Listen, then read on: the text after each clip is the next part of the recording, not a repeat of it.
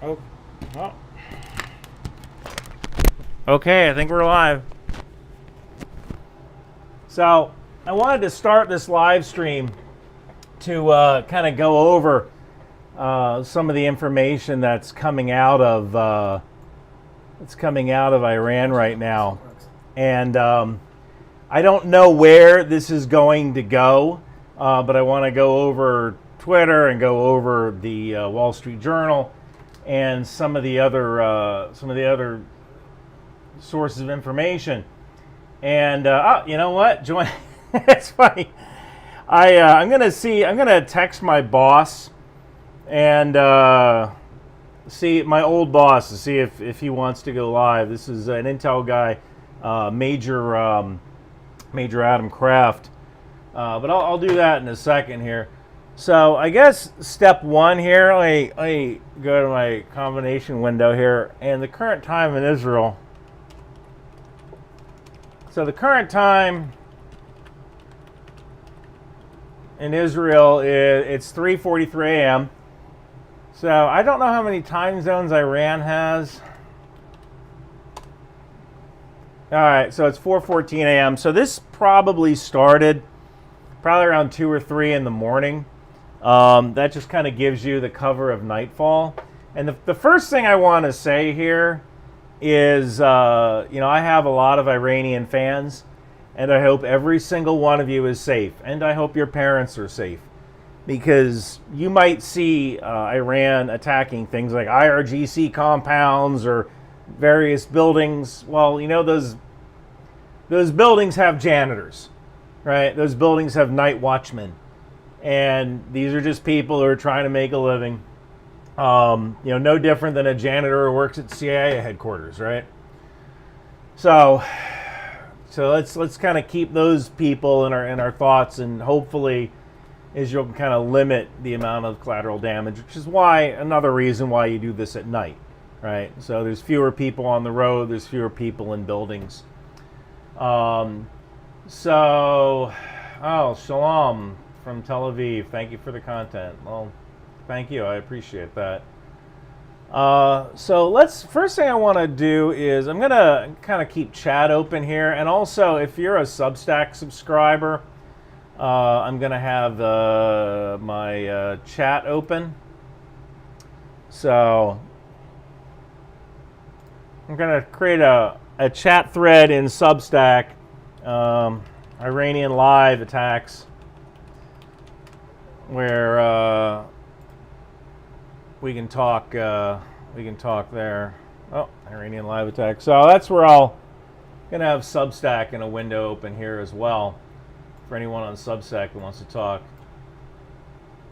Thank you for that, the forecraft. I appreciate that.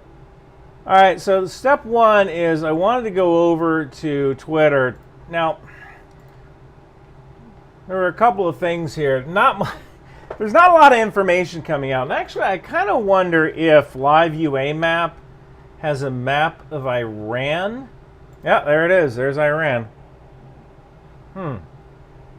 So these guys are actually pretty darn good. You know what? I have to log in to this, but I can't show you my password. So let me log in, because I actually pay for Live UA Map. I pay for a lot of stuff. So let me go back to the dashboard here. Throw up my talking head. So the first thing I'll say is I'll try to get to everyone's questions, and if I don't answer your question, just keep typing it in the chat window. I'll try to get to it. So it looks like, let me throw this open into, you know what? I can throw my whiteboard window open. All right. So here's what we got so far tonight. It looks like, and this is based on Live UA Map, which may or may not be accurate, but it looks like this is kind of interesting right there, because that should be, is that Karg Island? I think that's is that Karg Island? Because Iran has most of its oil production around right here. I believe that's Karg Island. I might be wrong about that. I'll have to look. It looks like this is in Persian. Bandar Abbas. That's a major radar installation. I know that. Here's Bandar Abbas. Show screen brush. There's a radar system here. I know that. These are probably radar systems as well. So if I actually click on one of these items, is there any? Oh, Bandar Abbas International Airport. Yep. They might be striking fighters. Bashir, that's an airport. So there's no actual information with what those dots are, but yeah, that would make sense to hit the airport. And what else we got here? Shiraz. So I want to go over. Let me go over some of the Twitter stuff for a second. So let me flip into this this combination window here. So I saved a couple of bookmarks here. Now that isn't really telling us much, but what is this? Israeli airstrikes, multiple SAM sites of Iranian Air Defense Force are targeted. This includes SAM site in Shahar, south of Tehran. So first you have to go after the radar and the SAMs, right? So if there's going to be a multi-day attack, this doesn't look like the plan that, you know, I worked up with 20 stealth fighters, right? If you're hitting SAM sites and you're hitting radar sites, that probably means there's going to be a follow-on attack a little bit later. I should go grab a drink while I'm here. But all right. So I just got a Substack question here. So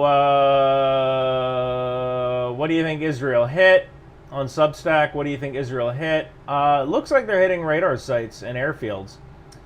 What is the potential for escalation? That's another Substack question. I don't really know. That's a very good question. I don't know what the potential for escalation is, because how do you escalate, right? You know, Iran can't invade Israel. Israel can't invade Iran, right? So if you have two countries that can't invade each other, all you can really do is toss missiles at each other or have proxy forces attack, right? And there's really not a lot of places it can go, right? Because there's no real escalation. How do you escalate? So what's the next step after tossing missiles at each other? Well, it would be invasion, but neither country can do that because they don't have the logistical abilities. So Kelly Welch said, do we know anything concrete? Well, Live UA Map is reporting it, and there's a lot of stuff up on Twitter, so I don't know if that's concrete yet, but the Wall Street Journal said something. Let's see, good to see you on this topic. Oh, thank you, Anton. That's very kind of you. Yeah. So let's see here. The island is Kish Island, big airport. So someone just corrected me. I thought it was Karg Island. That's where all of the. Let me throw this up over here. Combination right whiteboard. All right. So let's go to maps. Karg Island. All right. Yeah, I was wrong about the actual place. So, yeah, this is Kish Island. Yep. That was Karg Island, which is where most of the oil comes out of. So I think this was either this or this was the island that was attacked. Kish, yeah. There's Kish. There's an airfield there. I don't know how the hell they did that. That's Kish. And this is where a lot of the oil, I believe, is produced. That would be Karg Island. Or, yeah. Let me throw this up into. I'm gonna have to lower this for a second. There you go. Maps. I think a lot of the oil infrastructure is here. So this is it. From now, I don't think anybody lives on here, you know. So if this island was struck, we're probably not going to know about it, at least until tomorrow, when satellite passes happen. Someone on Substack said, "I wonder if Israel will go after the F-14s." Man, I hope not. Those old girls should have a more fitting end, or maybe falling in combat is the fitting end, right?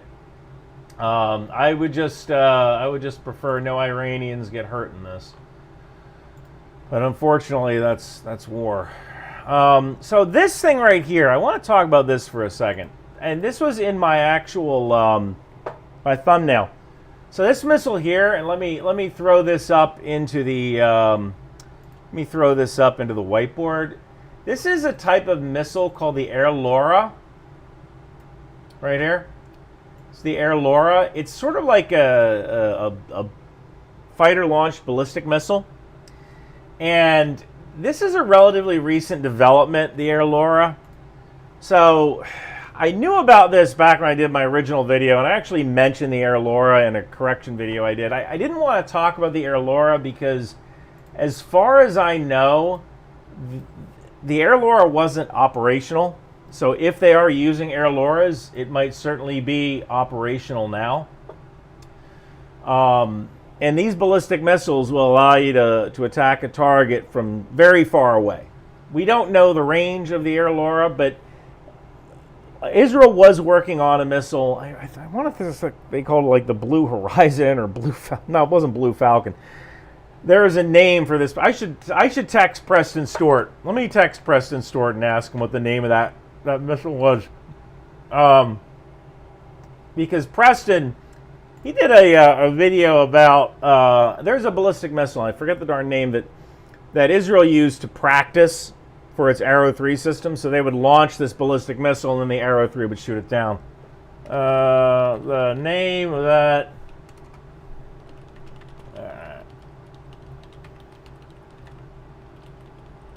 what was the name of that ballistic missile Israel used for practice?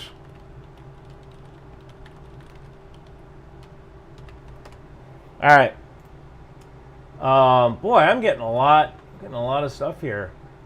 So someone on Substack said Israel's retaliatory attack might not be targeting Iran energy infrastructure. All right, let's go back to the bookmarks here. Combination, right? There we go. So this is another picture here. Just smoke coming up. I think this was Tehran. 5 explosions reported in the south of Tehran. So it doesn't seem like this is a very extensive attack, but it certainly seems like this is a very well, there's live UA map. Live UA map reports targets of Israeli strikes. Kahardi Barracks, Hassan Khan Castle, missile manufacturing. Jesus Christ, how the hell did they do that? We're going to find out because, again, Israel only has 7 tankers, maybe plus 7, right? So I'm actually, yes, I use a Mac. Someone on the YouTube chat was going like, "You use a Mac?" Yeah, I use a Mac. You know, for the longest time, I was a PC and Linux guy, and now I use a Mac. And now that I'm doing a lot of work for Aero Med Lab, probably gonna have to go back to a PC because the only way to run Visual Studio on a Mac now is to run it in Parallels. So I might have to do that. Ryan, why does so many? Someone here asked, why do so many weapon systems... Blue Sparrow! Thank you, Israeli military channel. Blue Sparrow, that was the name for it. So,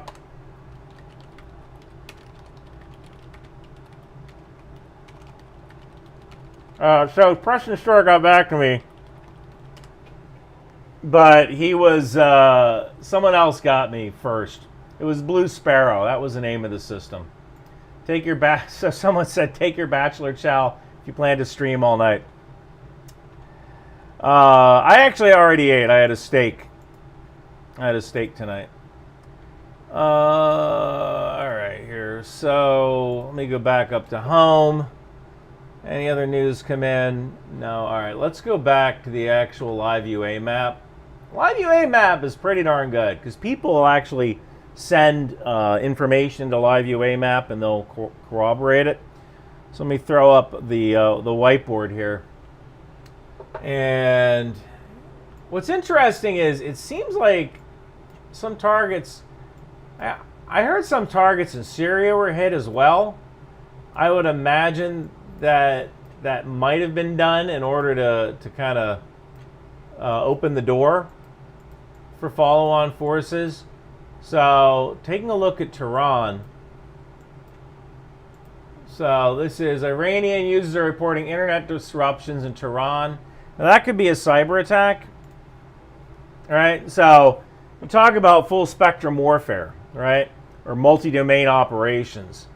So you have multiple, you're attacking in the air, you're attacking across multiple spectrums, including, when you think about it, the internet, right? That can be considered a communication spectrum. And the space is being used as well as a domain, right? I also kind of wonder if, people have brought this up, because Israel has a couple of submarines, so it might be possible that Israeli submarine-launched cruise missiles were used. Only deal is I don't know of any, right? For the most part, Israel's really tight-lipped about their military. They're really, really tight-lipped about their military.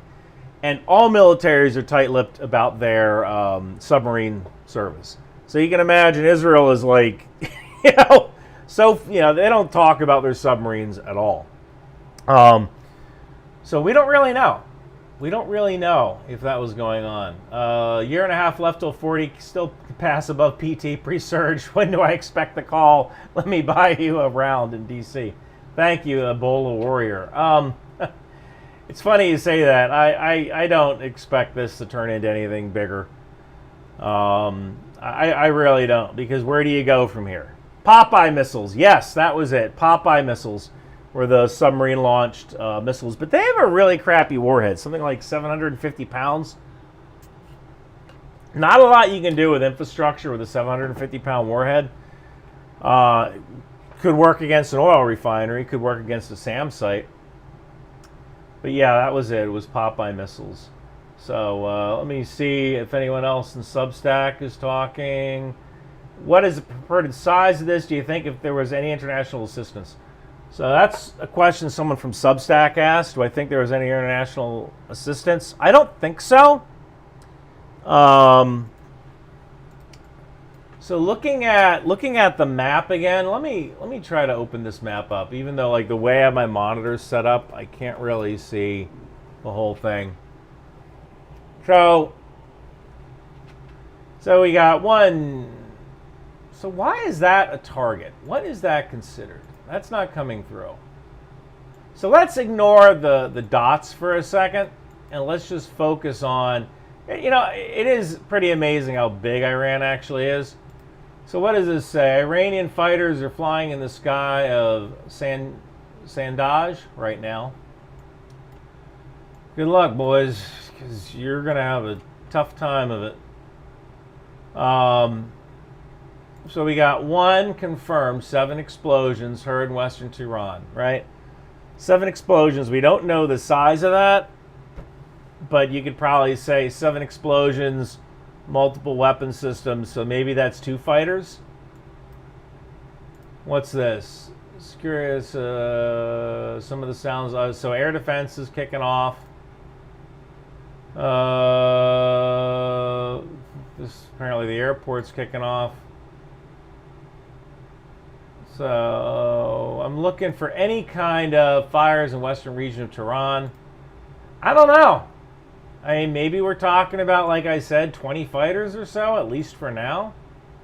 Several massive explosions. Because remember, they're limited based on Israel's. You got 2 countries fighting each other. They both start with an I.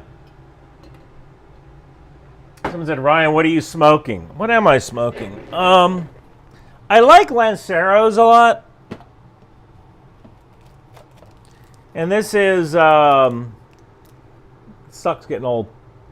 Disciple Lancero. I think I got it from JR Cigar. You know what kind of sucks is that these Partagas Black Labels, I love these small cigars. And this is why everybody needs to get out and vote. Because one of my I guess Maryland just recently passed a law where you can't sell small cigars anymore in Maryland. And so now I can't order those from JR Cigar anymore. So I have to ship them to a friend's house in Virginia and then go get them. And so here's interesting. Someone in the chat just said, NOTAM issued for all of Iran for the next 5 hours. Looking for their response.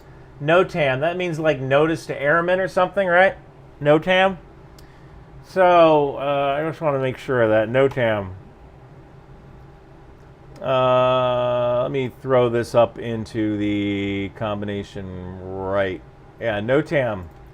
I think that means notice to airmen, right? I've understood. Let's see if that's correct. Iran, Shiraz Airport. No data found.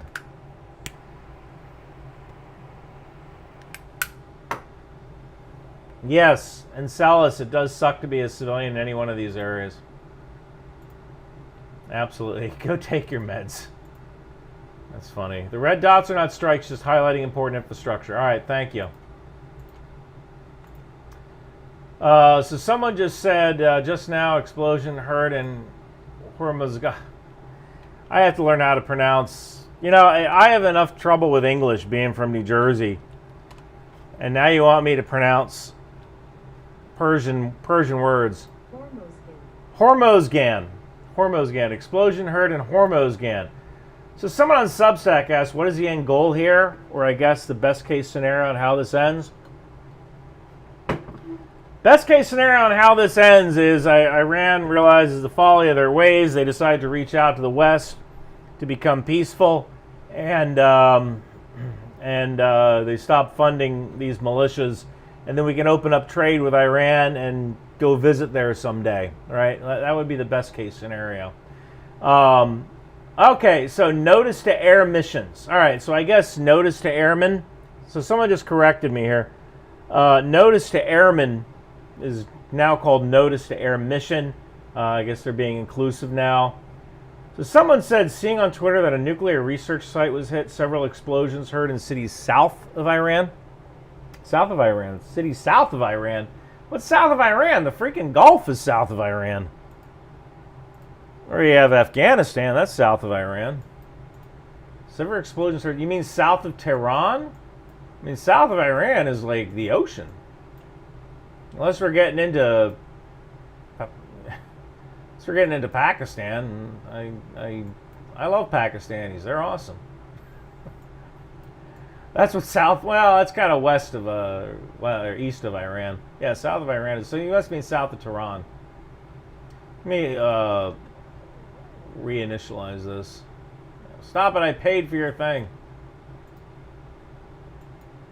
All right, what else we got going on Twitter here? Let me throw this back into, there we go, combination right.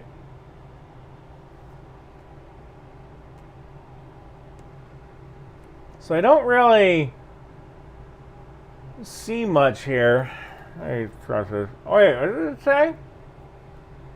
U.S. defensive assurances to Saudi Arabia against Iran. I certainly hope so. Yeah, the Saudis have a good military. One of the issues sometimes that you see with the Saudis is that all of the best and brightest, you know, all of the princes, they want to be fighter pilots, right? So sometimes that can lead to a leadership vacuum. Thank you, Game Night 36. Thank you, Benar Coletta. Let's pitch in so Ryan can go buy himself a nice dinner at 3 prime rib. Actually, I did have steak tonight, which was kind of nice. Yeah, someone in the chat said F4. What is this, Vietnam? You know, yeah. Look, I would not be surprised if there was an original bolt left in any of those F4s, right? Like, look, you know, sanctions work for only so long, and then eventually you start to develop your own tech.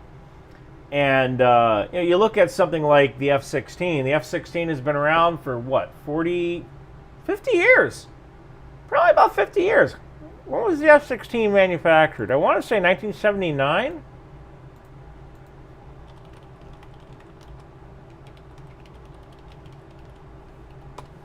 Not where, when.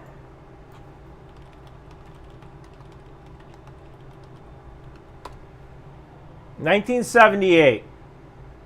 So I was born in 1975. So the F-16's been around 45 years.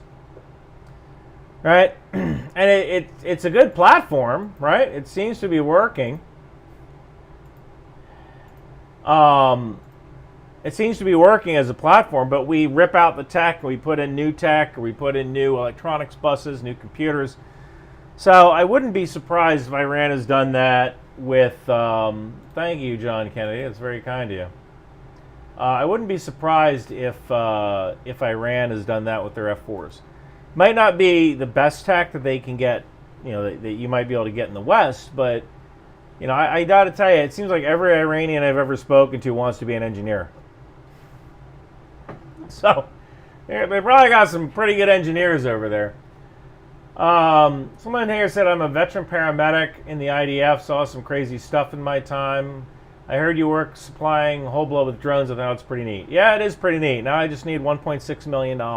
So if anyone here has $1.6 million, info@aeromedlab.com, we could use the investment. We have some investments and grant money coming in, but we need to hire like 3 more people. We just bought an office. Okay, so looking back at Substack, were commercial flights warned of the impending attack? I don't think so. I don't know. Thank you, Liam. I don't know if commercial flights were warned of the attack. I mean, I wouldn't. Right? Like, why would you give away that you're about to attack? Now, what you might do is you might not necessarily hit dual-use airfields. I don't know if Iran has any dual-use airfields. And a dual-use airfield would be like Pomona. The New Jersey Air National Guard. Let me go back to here. Combination right. Atlantic City Airport.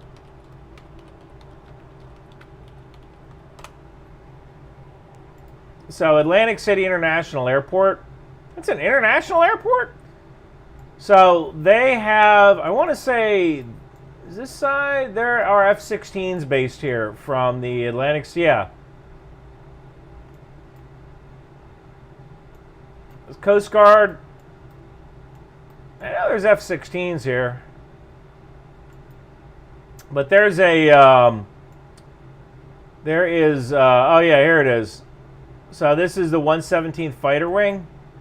And unfortunately we don't have synthetic aperture radar, so we can't bounce underneath the hangars here. But Atlantic City Airport is F-16s. So they share this with the international airport. So that would be a dual-use airport, right? I don't know if Iran has any dual-use airport. Oh my God! Thank you, Arthur. That's a lot. I appreciate that.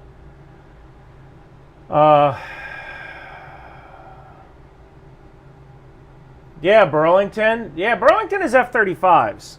Someone just mentioned Burlington, and what's interesting is that, from what I understand, there's a lot of people upset at Burlington right now because the F-35s are really freaking loud, and so they're trying to get permission to go full afterburner on takeoff, which I guess maybe decreases the noise, or at least you don't hear the noise as long. So you go full afterburner and you get up in the air, and then you, I guess, cut the afterburners. But that's been a thing in Vermont. Oh, and someone's just said, I'm from Iran, just translating credible reports from people that heard explosions. Well, I hope you're safe, man.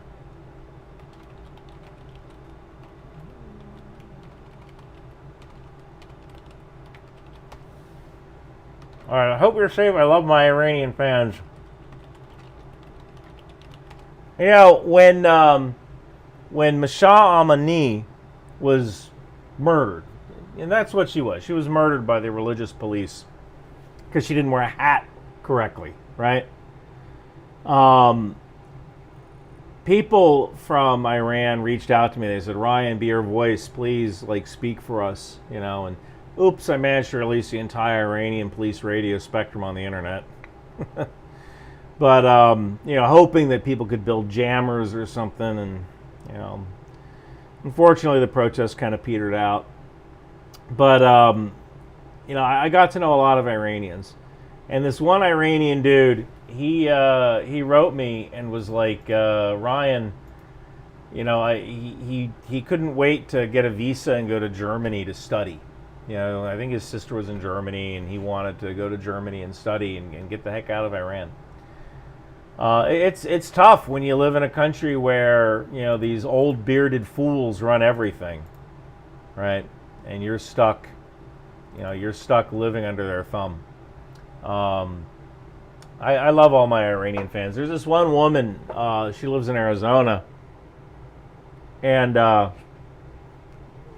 she invited me to an Iranian restaurant, and I want to fly out to Arizona, you know, and like record that. Like, let's go to an Iranian restaurant, and I'll record the whole thing, and, you know, I'll try different foods and stuff like that, you know, and I really want to do that. I have not found the time yet.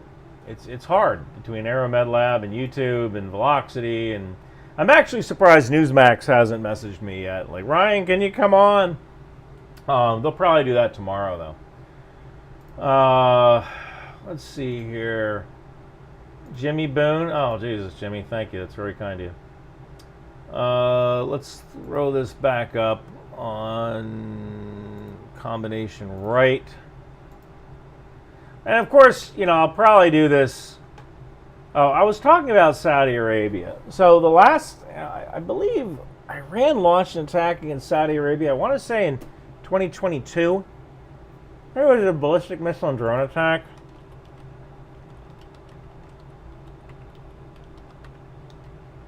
(2019), not 2022.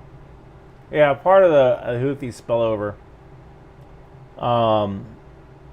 And that wasn't a good day for Saudi Arabia.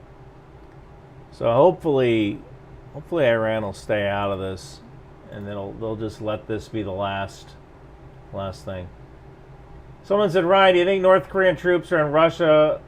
Are their prisoners or undesirables? Well, this video is about Iran, but no, I think that every single North Korean soldier is special forces. And North Korea has about 2,000 special forces, although they may not be special forces the way we think about special forces. They might be what you would consider specially funded forces or specially fed forces, right? Whereas most of North Korea's army is used for agricultural duties. Special forces might be kind of like the shock troops, right? So they may not be special forces the way we think of Green Berets parachuting in, organizing a militia, and helping people fight, or taking down bad guys like Delta Force. Although I'm sure there are North Koreans who are trained in counterterrorism. I wouldn't be surprised if their special forces are really more like shock troops. I actually just got a breaking news notice in the Wall Street Journal, so let me throw this open here. And the breaking news journal said a second wave has begun. So this, so that one's new. That a second wave of strikes has begun. Which kind of makes me wonder, like, where are these strikes coming from? Because there's only a finite number of tankers, and unless... Has this map changed any? So this is the last update. CEO of the airport announced that the situation in the airport is normal. Throw up in the whiteboard.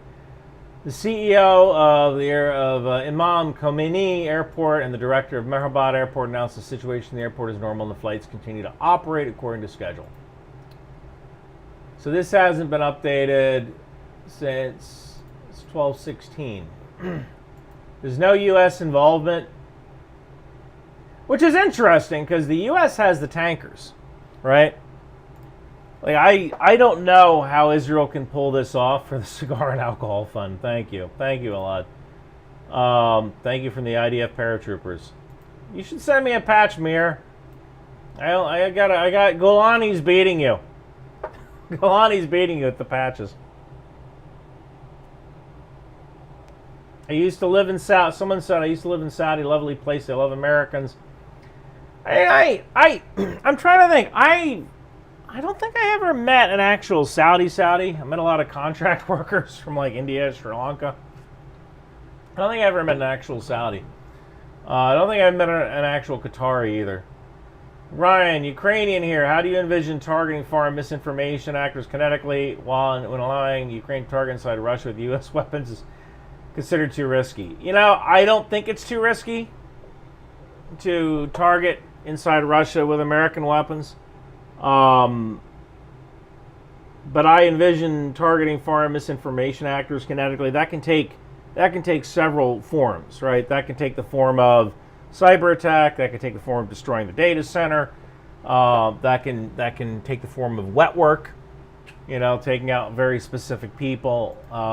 So, you know, look, if you're using information war, or infodom war as a weapon system, then you should be considered a target. So let's see. So this says, someone on Substack said that some IRGC drone bases and an Iranian military base attacked. Can U.S. tankers refuel IDF aircraft? Yes. Yes, they can refuel IDF aircraft. In fact, I think I have pictures of it here. So if I go to Divage, you'll see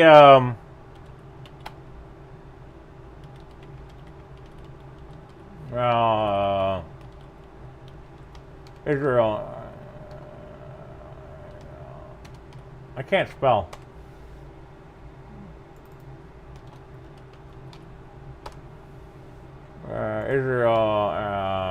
Israeli F-16.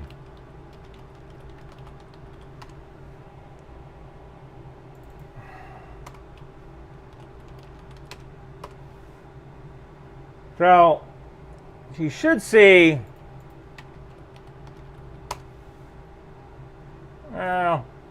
Trust me, they can mid-air refuel.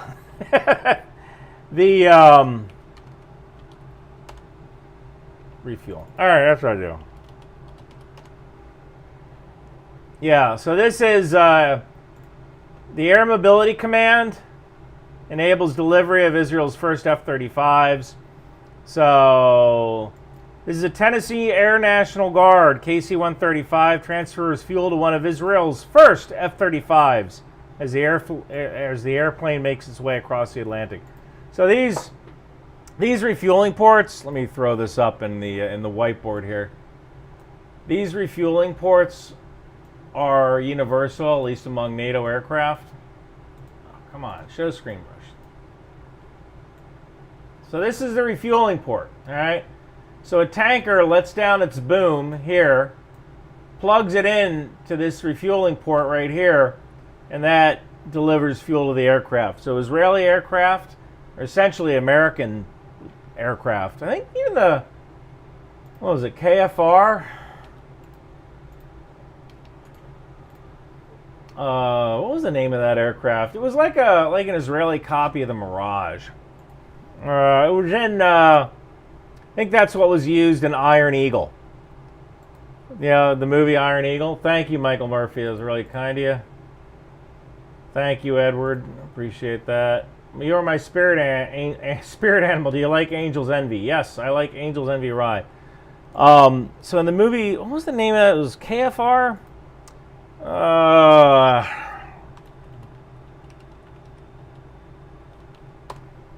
might be pronouncing this wrong. Kaifer, Hebrew for lion cub. So if you look at the Kaifer, I think it's basically like a copy of the Mirage or something. Yeah, based on the French Dassault Mirage 5. And if you watch Iron Eagle,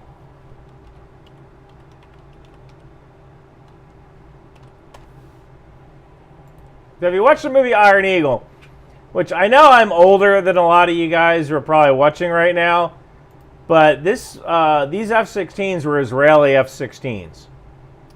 And this Kaifer was an Iron Eagle MiG right here.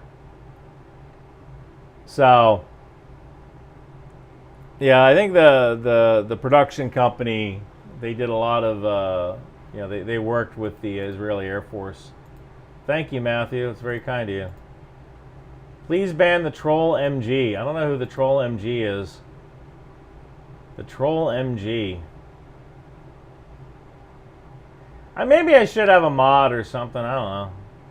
Yes, who doesn't love Iron Eagle? Iron Eagle is like the ultimate guy movie. For those of you who aren't in the know, the movie Iron Eagle was hey, that's me right there. Look at that.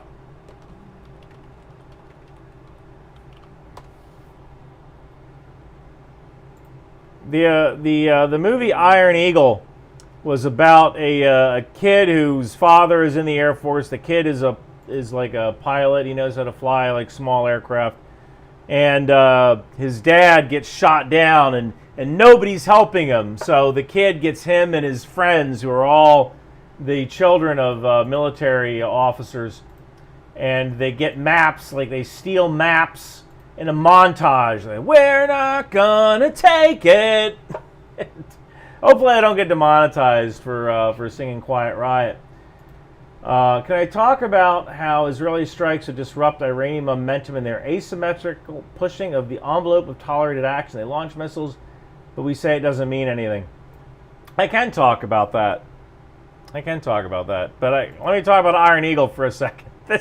This movie, Iron Eagle, this kid basically steals an F-16 with his buddy Chappie. They steal an F-16 and they go and they rescue the guy's dad. Chappie! I'm not gonna. What was the song from the movie? I think it was a Queen song. Oh, it was Quiet Riot.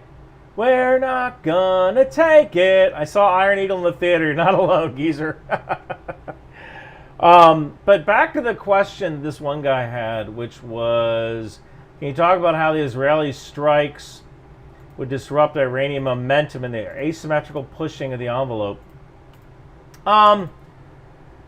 So it's going to be, if Israel is hitting infrastructure, that might make Iran realize that there is a cost to their actions, because for the longest time, they haven't had to pay a price, right?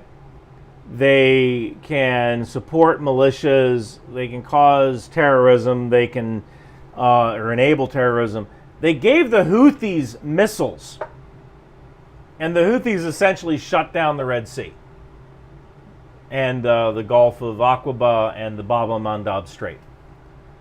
And for some reason, the world was just kind of okay with that. And that wasn't okay. Thanks, Ryan. By the way, is Israel misspelled in the title? I don't know. Is it? That does seem like something I would do, because I spell things incorrectly all the time, especially when I'm typing really fast. So let me look. Probably did spell it wrong. But we go to live. I think Israel. Yeah, I spelled it wrong. Sorry, yes, I spell things wrong, especially when I move fast. Thank you for Mr. Qwerty for pointing that out. Twisted Sister. It was Twisted Sister, not Quiet Riot. We're not going. Oh, it was Twisted Sister, dude. So I put out misinformation. It was Twisted Sister. We're not gonna take it. Thank you. Why did I say Quiet Riot? Young man, what do you want to do with your life? Listening to me. I want to rock. Yeah.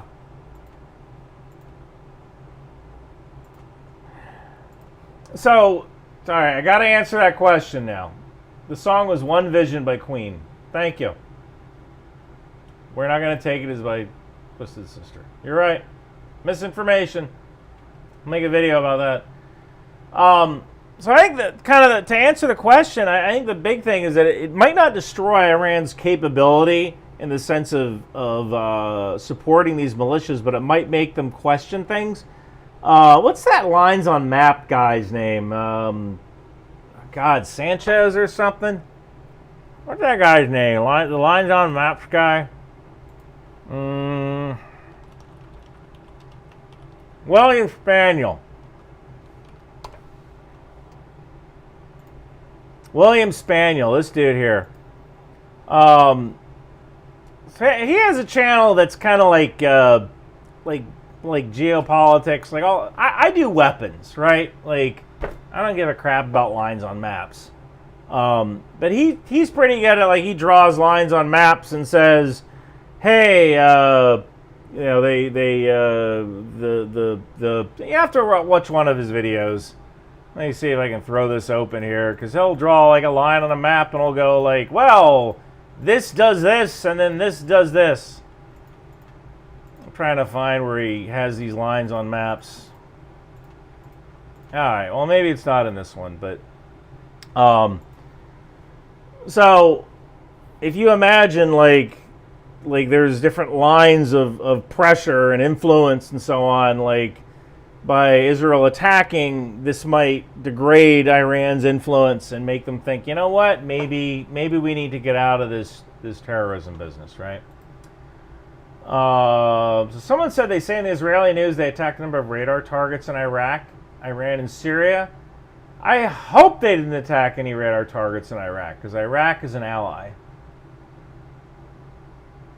I really hope they didn't, because, you know, they. I love my Iraqi fans too, and I know some of those dudes personally. Thank you, Manbo. Thank you, Kilo. That was really kind of you. Brokenhearted watching Ryan or my Yankees. Watch the Yankees. You can watch this later. Watch the Yankees. So Ryan, it's Iran, not Iran. Listen, I'm from New Jersey. I say words like chocolate, coffee. I think there was like a text about like to show whether you're from New Jersey. I tell my daughter, don't give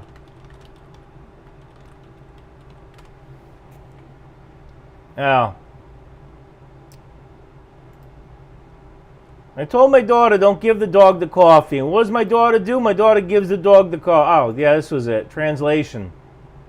I told my daughter not to give the dog coffee. What did she do? She gave my dog coffee. Now I got a dumb daughter, a dead dog, and I still ain't got no coffee. Like, that's... how you say that is... So unfortunately, I say Iran, and like everyone seems to know what I'm talking about. It's just, I might live in Maryland. I love being a Marylander. Along with the Old Bay that goes with it, and being a DC basketball fan, yeah,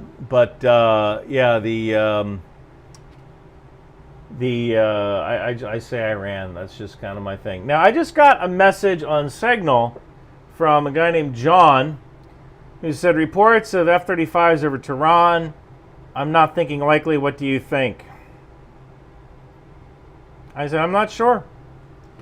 I'm not sure, and mainly because, and John, I don't know if you're watching right now, but I'm not sure if F-35s would have been used or not, because if Israel was using the Air Laura cruise missile or the Air Laura ballistic missile, they're certainly not gonna. They can't put those inside F-35s. They don't have the space in the bay. Let's go back to Substack here. So. Keith Conrad says, so John McCain's song has finally become a thing. So years ago, John McCain, he was an American senator who ran for president, and he made a bad joke where he said, bomb, bomb, bomb, bomb, bomb, Iran. Which, you know, it's really funny unless you're Iranian, right? You know, then it's not so good. Where do you recommend getting unbiased news? I think all news sources have a level of bias, as Dave R. said that. Where do you recommend getting unbiased news? You know, I like Ground News. Ground News is an advertiser.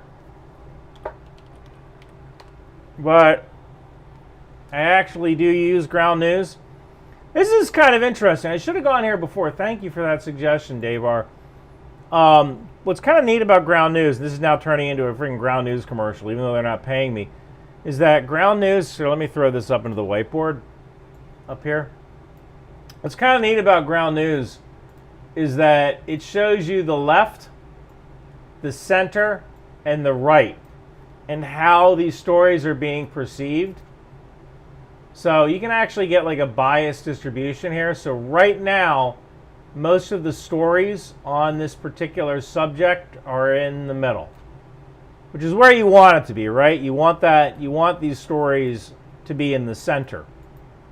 Yeah, Ground News is a good source for unbiased news. Straight Arrow News, I've worked with them before. Straight Arrow News is pretty good. So Dustin said, you're talking about refueling, but according to Flight Radar, there is a KC-135 running track in the Persian Gulf. Dustin, where do I find that? Flight Radar? I've never done that before. Flight Radar, huh?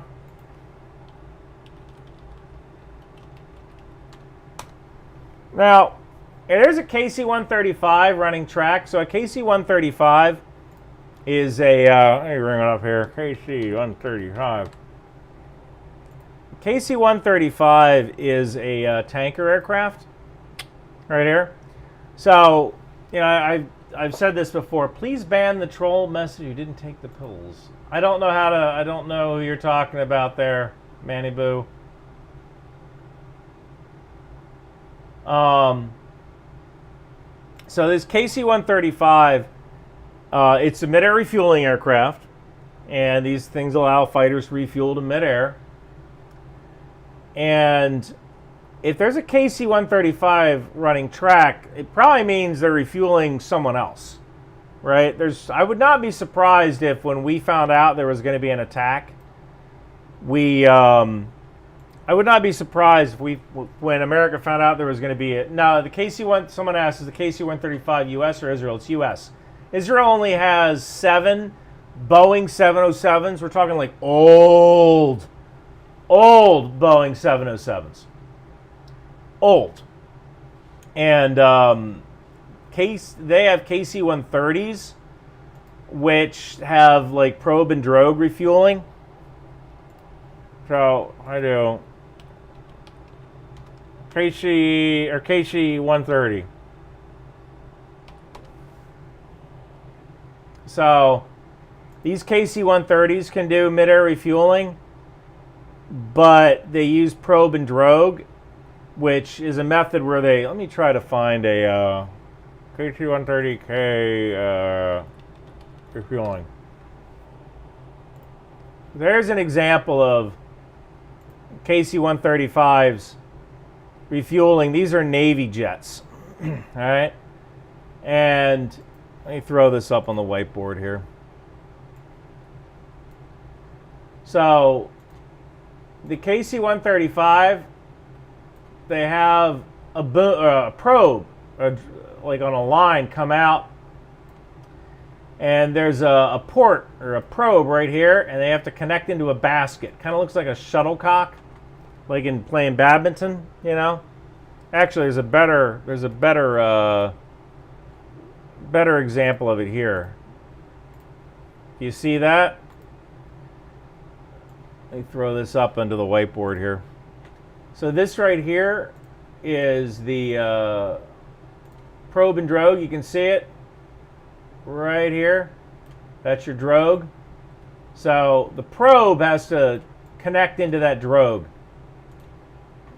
And the Air Force, for the most part, the Air Force used boom refueling, because when they initially started doing it, they were doing it for bombers. They were refueling these giant bombers, right? And someone just messaged me on, looks like they're going to be hitting nuke sites and oil sites. Good night. All right. So the Air Force was concerned about refueling these bombers. These bombers take a lot of gas, right? So you need to pump a whole bunch of gas really quickly. So the probe refueling, it's easier because you're not trying to stick a, you got this drogue flying around like this and you're trying to stick a probe into it and, you're missing it and it's hitting your windshield and stuff, and you got to stick it right in there and fly like this for 10, 15 minutes, right? Whereas boom refueling, you just kind of park the aircraft. I'm sure there's more to it where you're holding position, but they just stick the probe right in and it refuels you really, really fast. So Israel has KC-130, or let me throw this back up into combination right. So Israel has a couple of KC-135s, or KC-130Js, which may or may not be able to refuel either F-15s or F-35s. People have told me that some Israeli F-35s have probe and drogue capable of refueling. Some people have said that Israel intended to convert some F-15s to do probe and drogue refueling.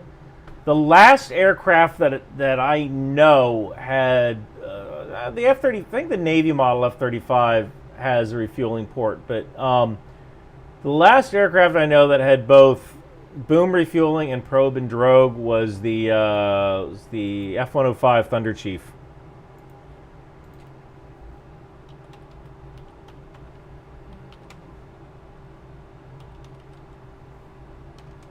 Trying to find a good picture of the, because apparently, right here. So the F-105 could refuel using probe and drogue, or it could refuel using boom refueling. And I believe the Navy's F-35C model can do that as well. Let's throw back up the talking head here. More videos from Tehran. All right. So someone just sent me some videos from Telegram here. It said more videos from Tehran.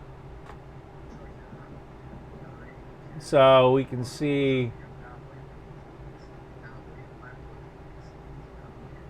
explosions. That might be, I don't know if that's conventional anti-aircraft. Because anti-aircraft guns, the fuses on the shells are designed to explode in midair, so that way the shells don't come back down and hit somebody. So those might be like old school anti-aircraft guns, maybe. I don't know. That's pretty interesting.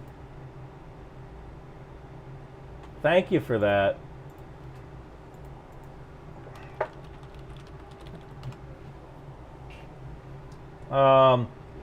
All right, so someone else said anti-air. Okay, that's the same thing, yeah. So there's more anti-air fire coming out of Tehran. Yeah, that's almost definitely gunfire.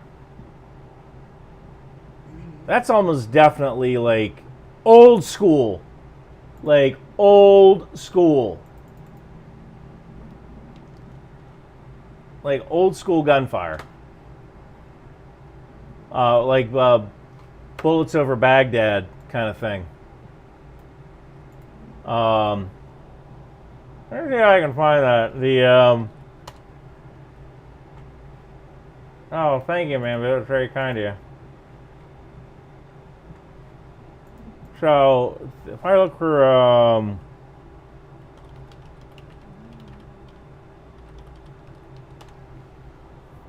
it kind of reminds me of the tracers over Baghdad.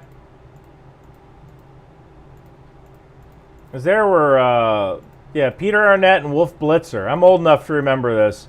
This is back during the first Gulf War, where they had like night vision equipment set up, and they actually,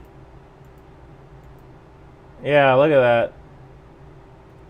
So that was Baghdad, Iraq, back in 1991. CNN was live recording this as you saw the shells explode in the air. Back then, we had F-17s. Hey, you see those tracers? See those orange tracers go up? Now, what's kind of crazy is that those F-17 pilots, and for those of you who don't know, F-117, those F-17 pilots, this thing right here, it's the first stealth aircraft the U.S. had. Those F-17 pilots were flying right into those tracers, right? Like, and the tracer doesn't care if you're invisible, right? A shell doesn't care if you're invisible. So someone asked, do they have Iron Dome? Does Iran have Iron Dome? No. As far as I know, Iran might have some Panzer air defense systems. I think they do have Panzers.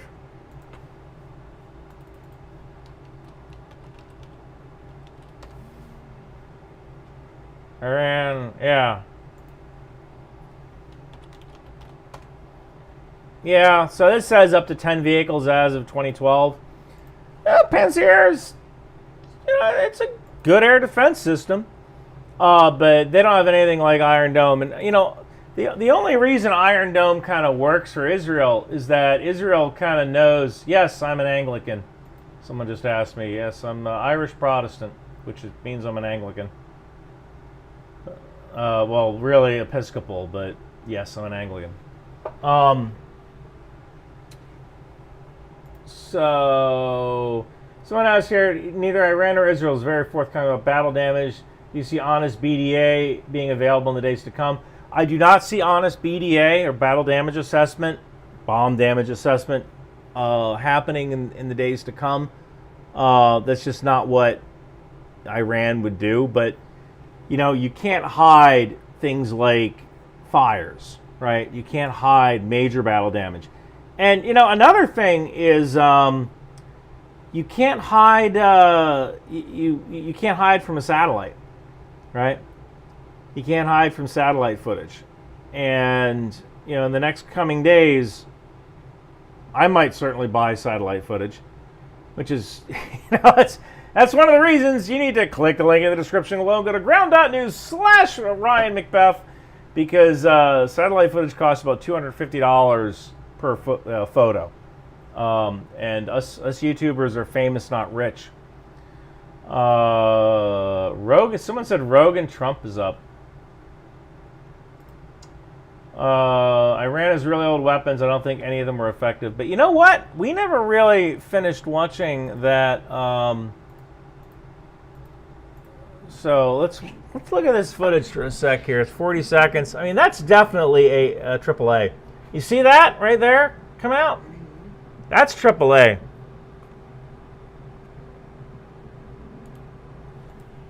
AAA meaning anti-aircraft artillery. Yeah, that's definitely AAA.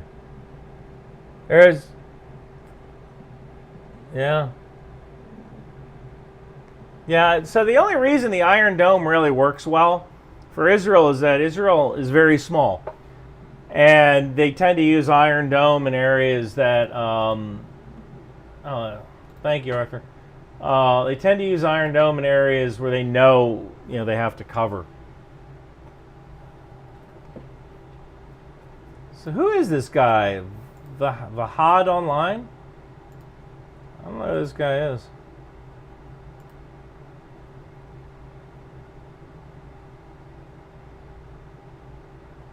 Unfortunately, I cannot read Persian.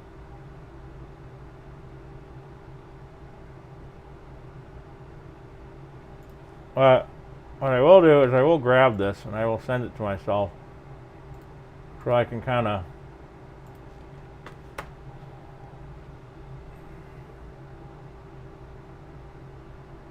Alright, so back to my talking head here. Oh, thank you. I appreciate that, Rob. If you see tracers, it's 23 millimeter. If you don't, it's 57 millimeter. I actually would know that. So you do look like you would be Jewish. There's some similarities between Celts and Hebrews.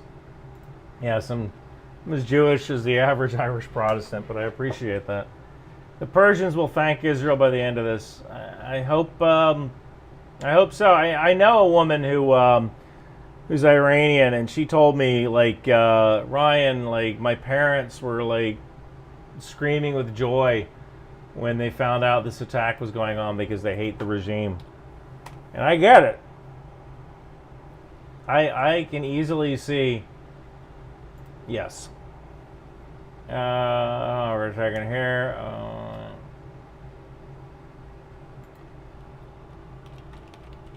Great invite.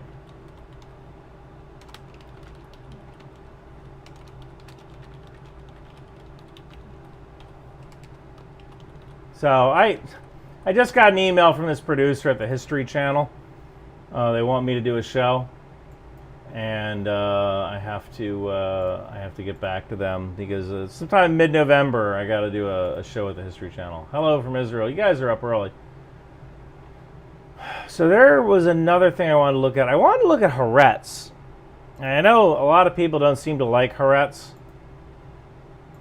So I'm gonna keep this Telegram channel around, but I know a lot of people, they don't like Haaretz, but so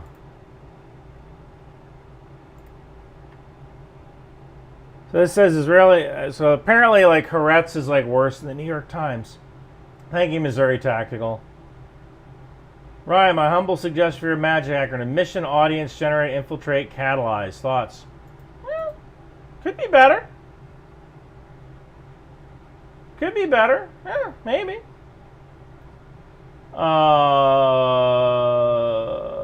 Check out NASA firms live UA map. Doesn't look very substantial. All right, so Haaretz says it is conducting precise. Israeli army says it is conducting precise strikes against military targets in Iran. Seems pretty precise so far. We'll know more in the morning. So it's what was it, 5 in the morning in Iran? Oh, say hello to all the cadets at the Citadel. Hello, cadets at the Citadel from Stan. I didn't know you guys were allowed to watch YouTube. Every time, I don't know if I'm allowed to bring up that Sports Illustrated article, but like, I think in the Citadel it's like West Point, like on steroids, right?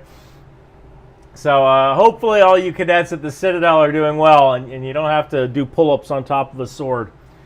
Years ago, there was an article in Sports Illustrated where some of the hazing at the Citadel was pretty bad. Thank you, Gran. Surprised the Israelis didn't ask for U.S. cruise missiles to reach Iran instead of jets. So that's the thing, right?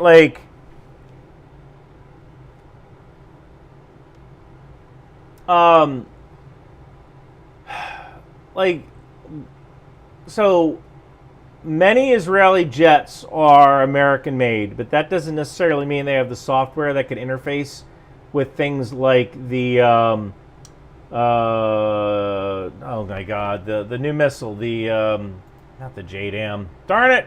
What's the darn name of the new cruise missile that we're using now?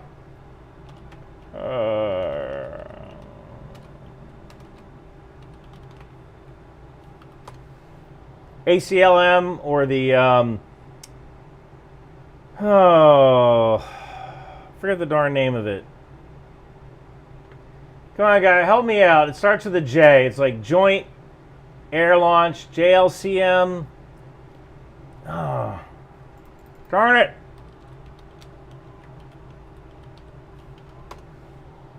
JASM. Thank you, JASM. This is the problem, like, doing what I do.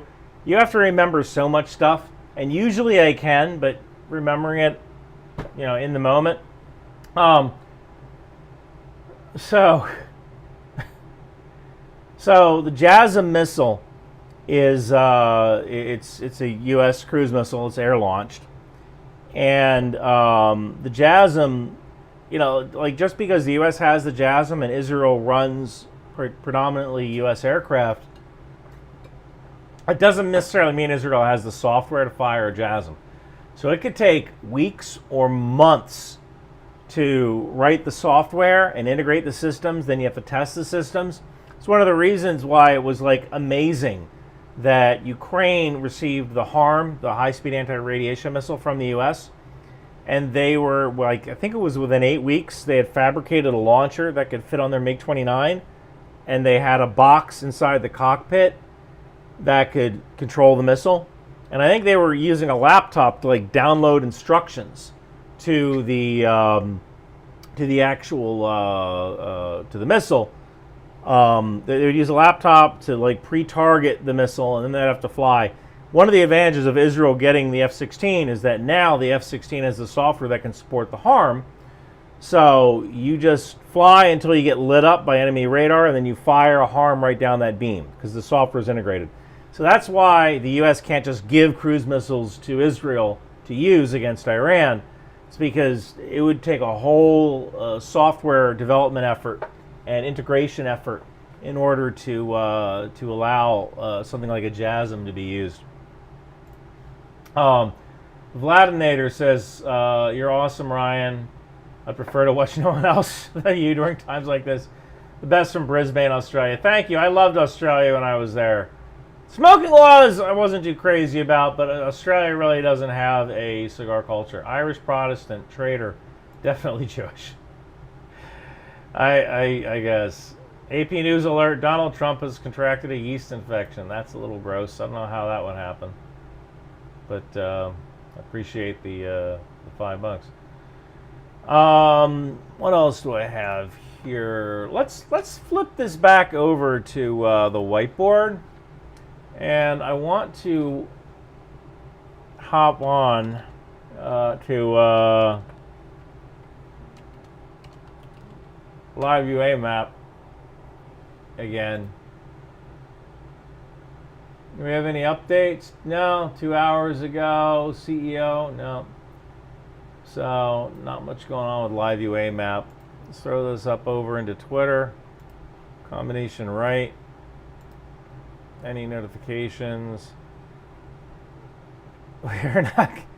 So, I guess someone else mistook my quiet riot. Here's to 1 million subs. Thank you.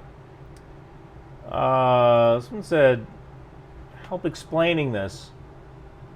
Yes, I can explain it. It is most likely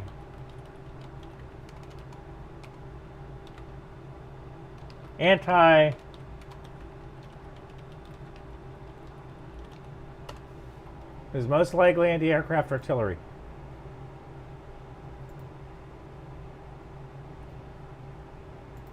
What's this? Potential Iranian. You know, everyone likes to throw that map up of potential Iranian targets. Win memberships. Someone said win memberships. Join my Substack. YouTube takes too much money, and Substack is why I'm able to pay my mortgage. Could the U.S. survive backing Israel war with Iran, risking civil unrest due to how Israel is now being viewed? Is that too risky for U.S. stability and preservation? Well, the U.S. usually backs Israel because they are a democracy. And we disagree with them sometimes. We disagree with Israel sometimes in, like, how they treat prisoners. Like, initially, like, Israel was stripping prisoners naked. All right, like, maybe don't do that. You know? Like, look, you know, you got to do what you got to do. But even in Iraq, like, you know, you have the guy lift up their shirt. And, all right, put your shirt back down. You're a prisoner now. So what else do I got here? Anything combination right? Let's just see, Iran. Yeah, it looks like most of these shots are AAA. But, you know, someone mentioned from Iraq to Israel, thank you. Thank you, Israel, for standing up to the terrorist regime of Iran. Look, man, Iraqis, dude, I once, there was this Iraqi marshal, like a, you know, worked in the jail. I was talking with this dude, and he was telling me how, like, he was Shia, and this girl he really liked was Sunni. Thank you, Missouri Tactical.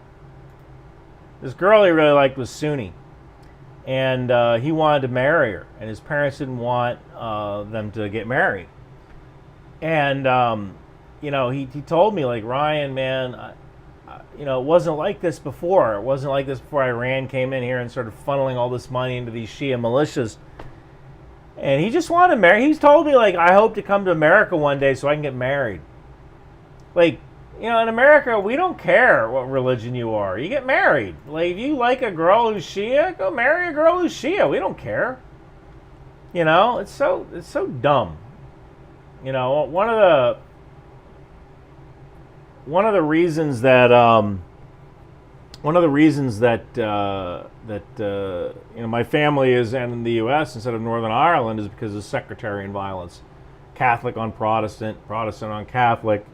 There was some Protestant on Protestant too, and there darn sure was some Catholic on Catholic, especially if you were an informer. Yeah, I mean, a lot of people don't understand how amazing it is to be able to walk down the street. You don't have to worry about walking through a Catholic neighborhood, right? So that's when I look at something like this, got some Iraqi dude. I don't know why he's wearing a Star of David, but there are some Iraqi Jews. Maybe he's just wearing it to show support or something. But this dude, Iraqis, a lot of them hate what Iran has done to their country because Iran has destabilized it. And I personally think that that Iraq is going to be a paradise one day because Iraqis they work. Iraqis are the Germans of the Middle East. Like Iraqis, like they start businesses. Iraqis always got to hustle. Iraqis always got to hustle. And the Egyptians are the Italians. Bukhara, tomorrow, my friend. Does Iraq still hold the record for the only helicopter dogfight? I don't know. I would imagine maybe that's changed with Ukraine. I don't know.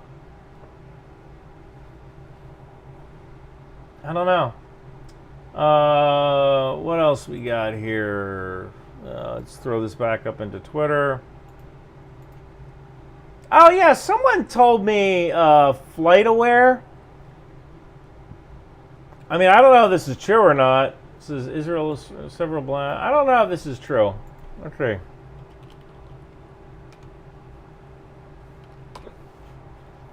FlightAware. I don't know. I've never done this before. So, like this is okay. Well, fractional flex jet. Like I could afford a freaking jet. Can barely afford to freaking pay my mortgage. Holy hell! Look at that. Wow. I guess that's right. Wow. Look at that hole right there.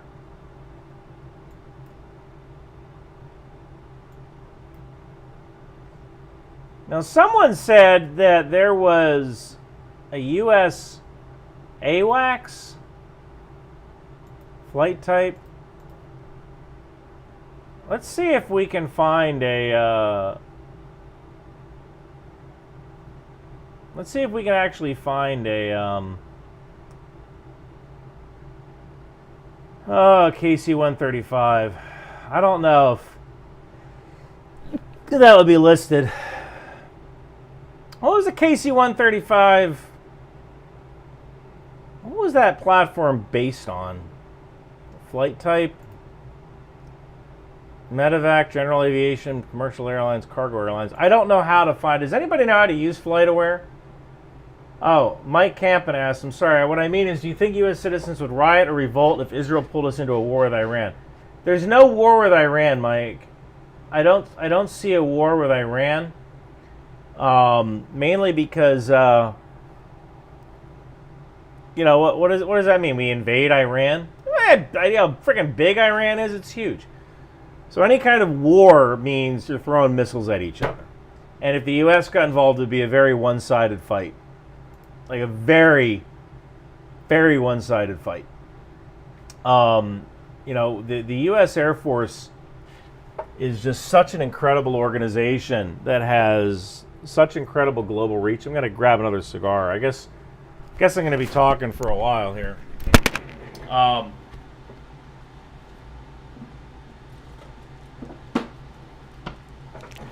The U.S. Air Force is such incredible global reach, but it would take 6 months at the least to create the kind of expeditionary forces to like invade Iran. So when people say like, "Hey, whoa, this means war with Iran," well, that would take so darn long to build up to that. I mean, just the first Gulf War. I think it took about 6 months or so to get all the troops in place. And the Army was about twice the size as it was back then. The Air Force is about twice the size, too. That's why I've said when people say, "Oh, the military-industrial complex," man, BRAC, the Base Realignment and Closure Commission, screwed us out of so many bases, so many units. It was bad. It was bad.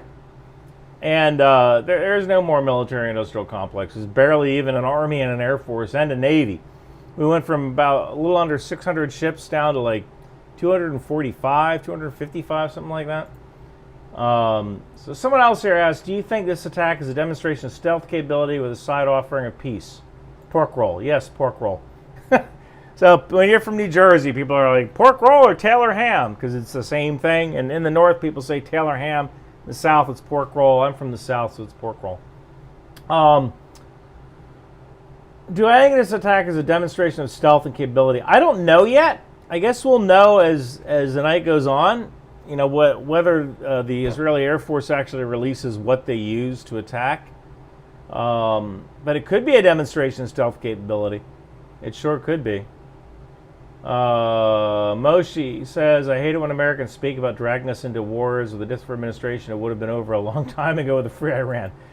Yeah, Reagan, Operation Praying Mantis. Was that Reagan or was that Bush too? I think that was Reagan. When was this? April 1988. Yeah, and Bush 2 or Bush 1 would have been there in 89. So yeah, Operation Praying Mantis, we essentially destroyed the entire Iranian, like half the Iranian Navy in like a day. One frigate sunk, one gunboat sunk, well, maybe not half. We destroyed quite a bit of the Iranian Navy in a day. It's the largest surface engagement since World War II.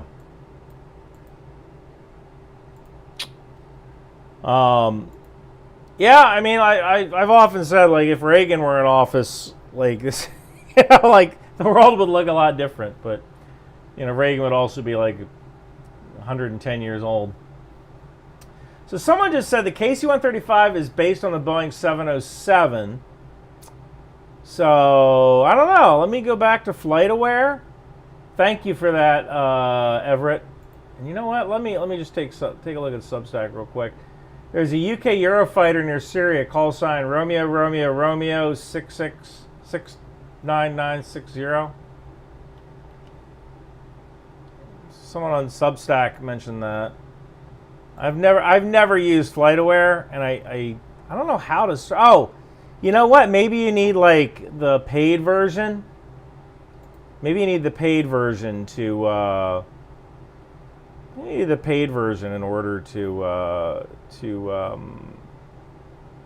get that. So someone said the KC-135 is based on the Boeing 707, but I don't see Boeing 707 as a variant here. I don't know. Maybe like the paid version of FlightAware gives you that information. I don't know. Let me see here. Oh, UK Royal Air Force Transport. Here, let me throw this up here. UK Air Force Transport landed over a year ago, so I'm not sure if that's accurate or not. But all right, let me refresh this map here. We got nothing new from Iran.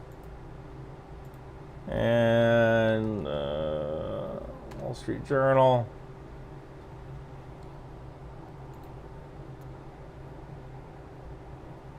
So 10:01, this was updated about 6 minutes ago. Israel's leaders are overseeing operations from an underground bunker. Israel on strikes in Beirut's southern neighborhoods. Israel gave U.S. advance notice for its strikes in Iran Friday night. Latest step toward regional war. Jesus Christ. There's no regional war. You can't have a regional war if you don't have soldiers to fight. Oh, Flight Radar 24 is like $10 per year. All right. I've never heard of Flight Radar 24.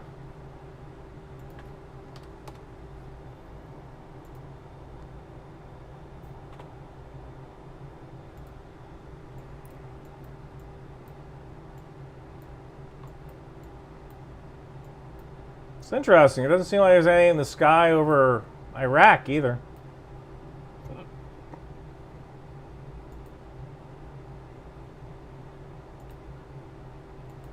I will tell you that it's got to be scary being a civilian jet pilot, especially in this area right here.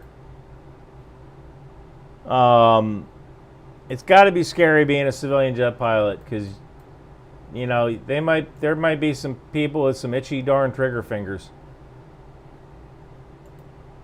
Yeah, I don't know. Does check FlightAware Radar 24 copy link. Okay. So some people in the Substack chat are giving me advice here. Let's see. Copy, paste.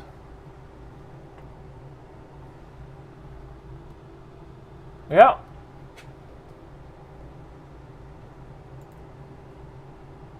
That is Royal Air Force Airbus KC-2 Voyager. I'm actually not sure what that is. A KC-2 Voyager? Oh, it's a refueling plane, yep. Yeah, KC, tanker. That's interesting. That might just be keeping these fighters up. Was that over Jordan? No, it's over. Oh, wow. It's over. Wow. Okay. All right. There's a tanker here. Huh. So I don't think that's interesting to see the tanker. The tanker might be taking care of these guys here.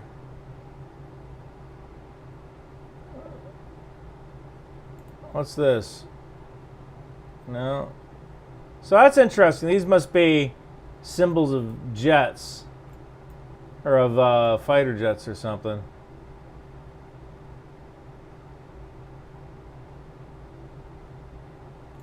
It'd be nice if we could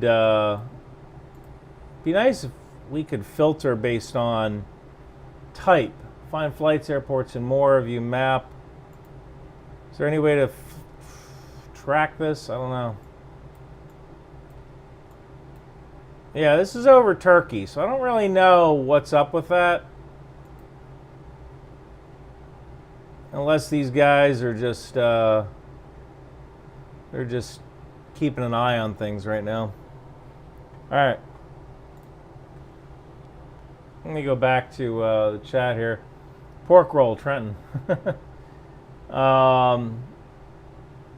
Thank you for following Israel on the attack in Iran.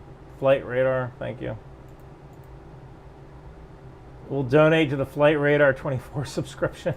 Okay. When I see people say go Iran, which really means go Islamic Republic, I can't help but laugh.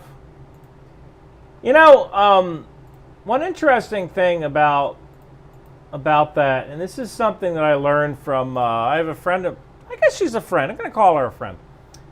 I haven't checked the Flight Radar 24 subreddit. Okay.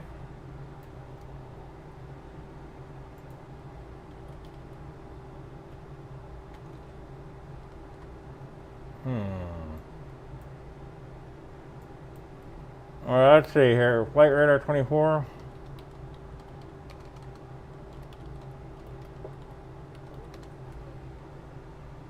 Says community not found. All right, Reddit Flight Radar 24. So, let's see. Vote. Oh, I guess people are saying, like, quite the military lineup. All right, well, that's not really that helpful.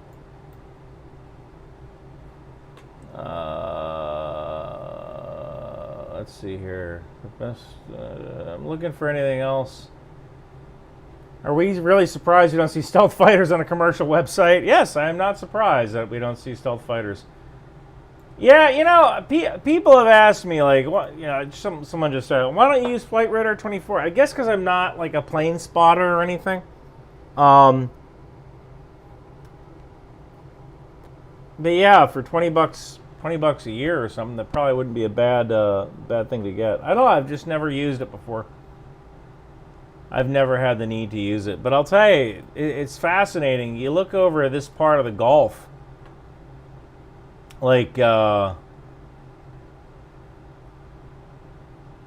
a lot of stuff coming into Dubai. I would just be terrified, like, flying in this area right here, because you just don't know. You don't know, like, some Iranian dude, he's watching his radar and he's like, dude, there, I gotta. So that's interesting. That's not a, that's a Gulf Stream. Yeah. Yeah, I don't know.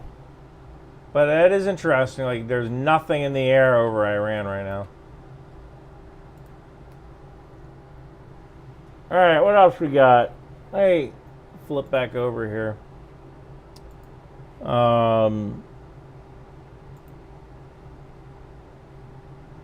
Yeah, I don't know what that. I am going to save that image though, because that's a.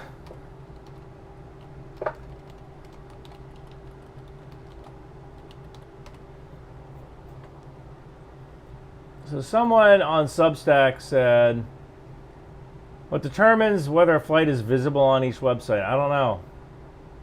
I would imagine there's a transponder that's squawking, right? So that's going to be civilian aircraft mainly, but I would imagine military aircraft squawk when they want to be seen, right?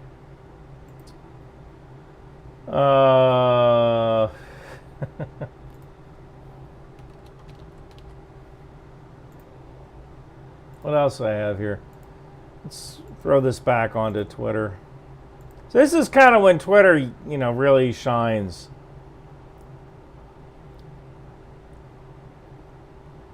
It's where, oh, awesome. Bradley Gunnery complete. I was looking for kind of anything else here.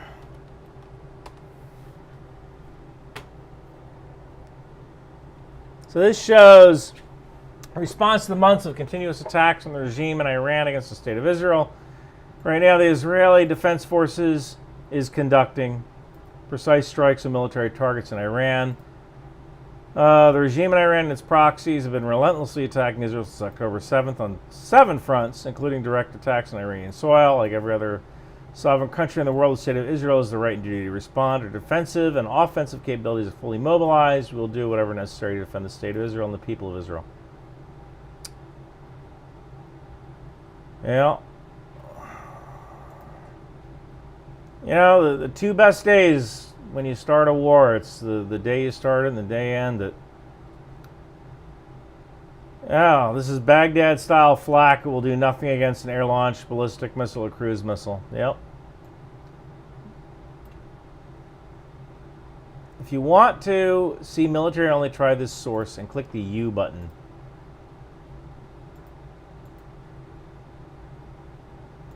You're not getting to see my location. The U button.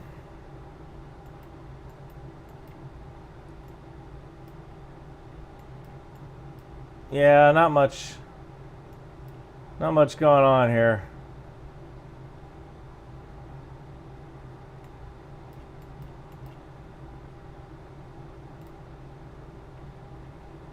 The Eurofighter. Qatari Eurofighter is in the air.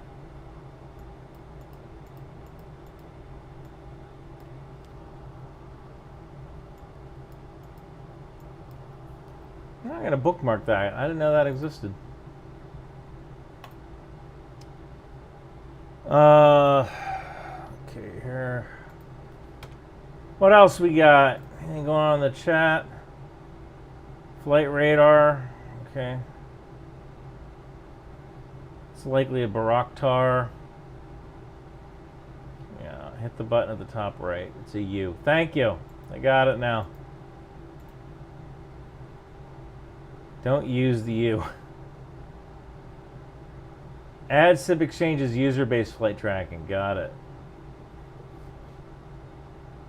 Want to see if someone in Substack said, want to see if anything outside of Ali Al Salim was squawking. Is there good data for that? I don't know. Ali Al Salim is a massive airbase.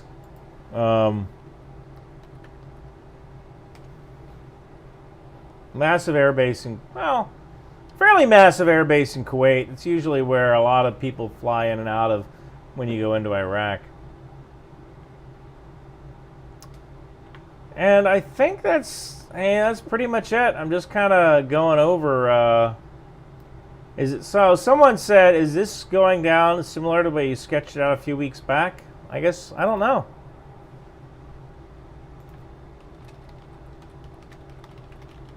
I don't know. I actually don't know. Maybe I thought my exercise. Those nuclear sites, but we are going and radar. This will be multi-day offensive. All right, so you guys mind if I use the bathroom? What's kind of neat is that like I actually have a bathroom in my office, like right over there. Like, and what's great is that like every man should have this. When I can actually use the bathroom and watch the game because my TV is right over there too. It's just like I'm like never leaving this house. I'm gonna die in this house because like I can use the bathroom while. Thank you, Missouri Tactical. I can use the bathroom while I smoke a cigar. So I'm going to be back in a minute. Feel free to look at all the books I have back there.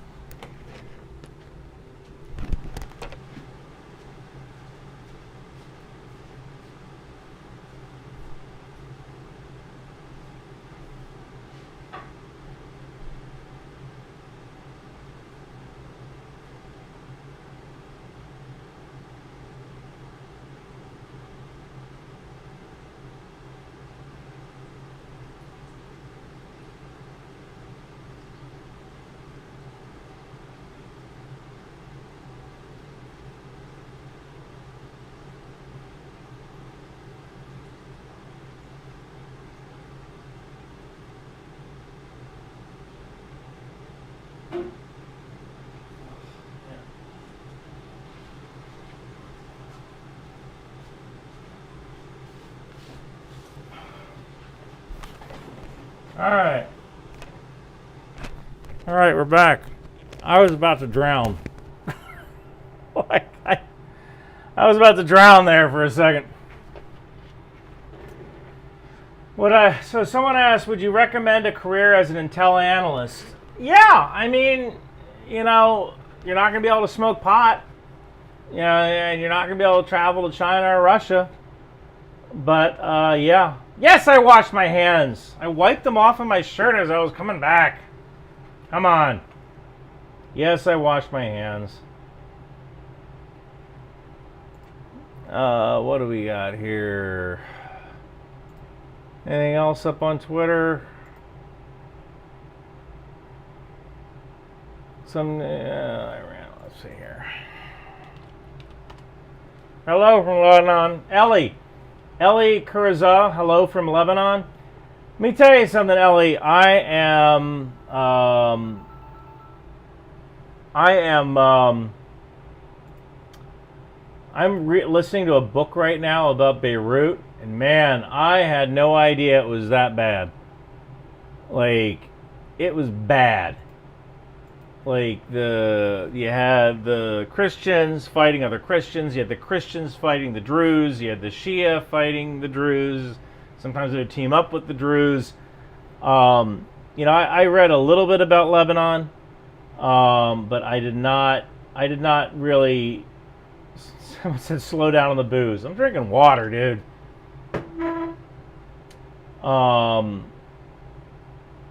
Someone said, have you ever heard of live maps? I guess I haven't. But Ellie, I gotta tell you something, man. Like, man, I am sorry about what happened to your country, because it seems like Lebanon was just like a disaster. And the Marines that went to Lebanon, for the first couple of months, things were okay.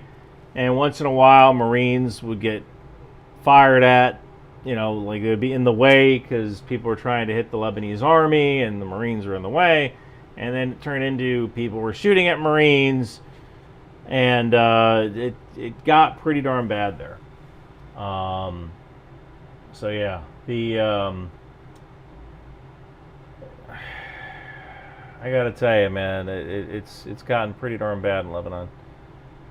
Lebanon never really recovered. And it sounds like their constitution kind of holds them back, because I think a Christian has to be the president, and then their speaker has to be another. I do not, Jesus. Don't be crass. Thank you for that banana boat.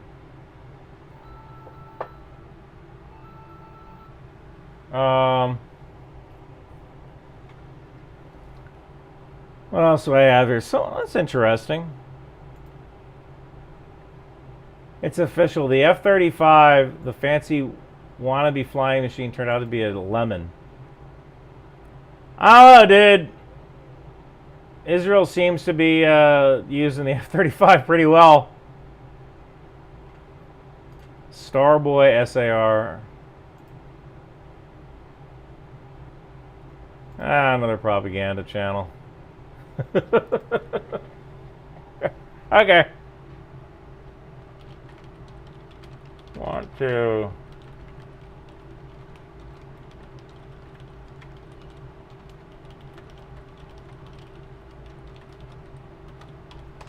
I want to take a look at Iran right now before you talk about the F-35.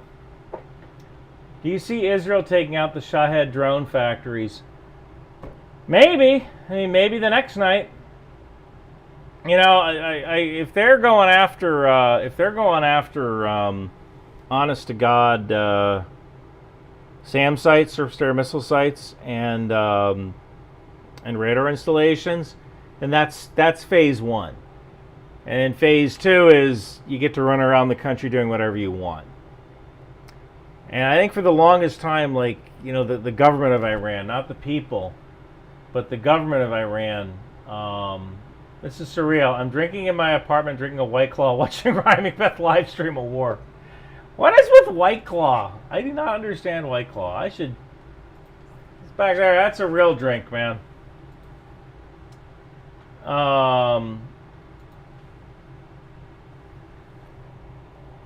Thank you for the. Look, that's why they make different kinds of drinks, Michael.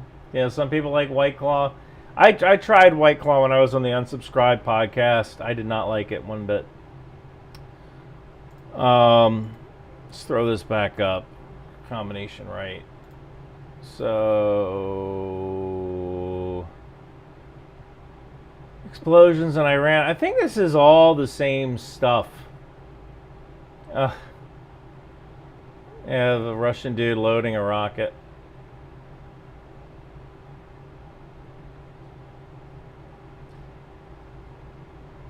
Let me throw this back up onto Iran. Oh, Iran ready to respond to Israeli aggression. Maybe. Oh, this guy, Jackson Ankle. Iran is intercepting Israeli missiles with air missile defense systems. Yeah, that's AAA.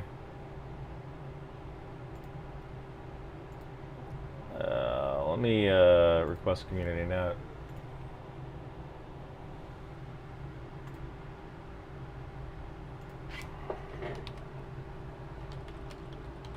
You know, I could probably make a living just correcting Jackson Hinkle.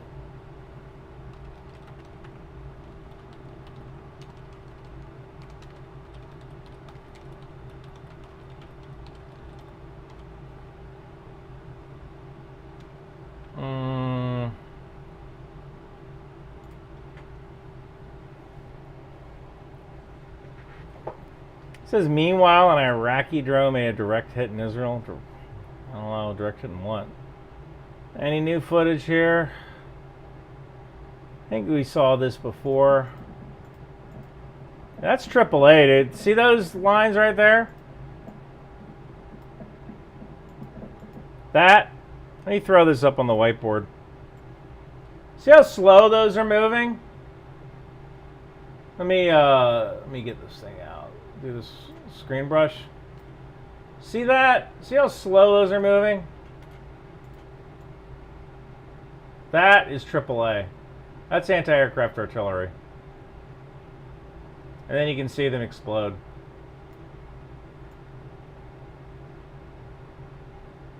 Yeah. You know what? Let me grab this as a screenshot.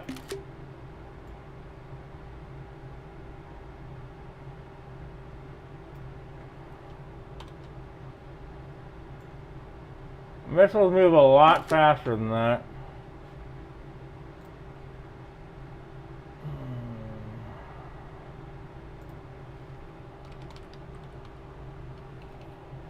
I'm actually surprised you guys are watching me community note people. And I could do this all day. Especially the Jackson Hinkle. What a moron. I lost my cursor there for a second.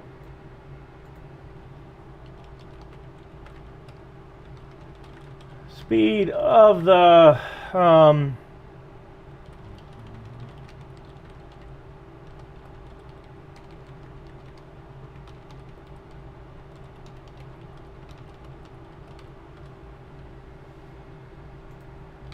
you can see from the speed, this is anti-aircraft artillery. You know, if I were Jackson Hinkle, like, I would at least try to learn something about the military before talking about the military. Just like learn like a little bit, like crack a book, dude. You know, like crack a freaking book.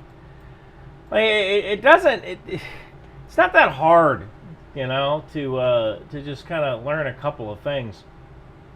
Do Iran have any aircraft defense? So someone named Snippy said, do Iran have any aircraft defenses like F-15, F-31? So Iran does have some fighter aircraft. And you know what? While I'm here, let's actually... Michael, thank you. Let me bring down the world's aircraft. So I gotta grab this from the list of world's aircraft, which is a PDF that I have. World Aircraft Fact Book. World Air Forces. So I'll tell you exactly what Iran has in its arsenal. And this some pretty good intel from this particular company. But let me throw this into combination right. And darn it, where's oh, here's the PDF. All right, so it's the World Air Forces. So Iran, they mainly have like older stuff. So here's Islamic Republic of Iran. You guys see that?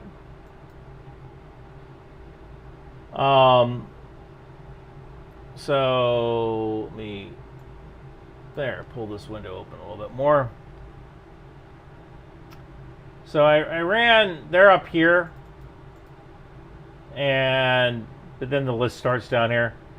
So 63, and this is what is keep in mind, for Iran's Air Force, this is what they have like officially listed in inventory.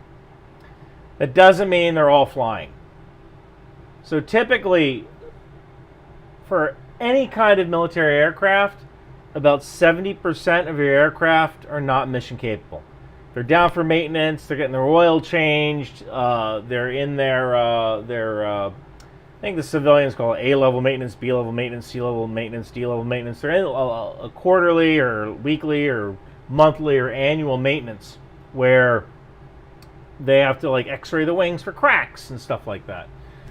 So of these 63, we don't know how many are flight worthy, how many F4s are flight worthy, and the F4 is a fighter from the 1970s. So let me put this back in the window. So the F4 is a fighter from the 1970s. Now, Iran may have put new electronics in it and given it more capability than it had back in the 1970s.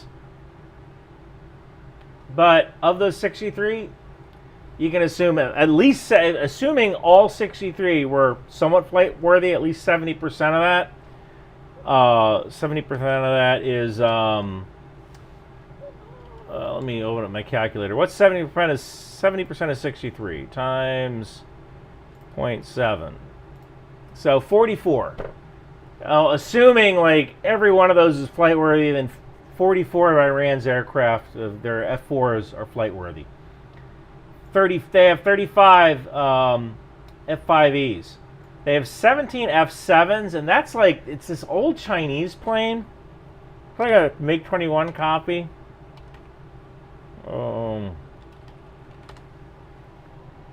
Yeah, it's a Chengdu J7. Yes, I think this was like, like a MiG-21 copy or built under license. Yeah, a license built, transfer agreement, MiG-21. And I doubt these things are actually used for anything. I think I actually read about them a couple of weeks ago. They have 41 F-14s.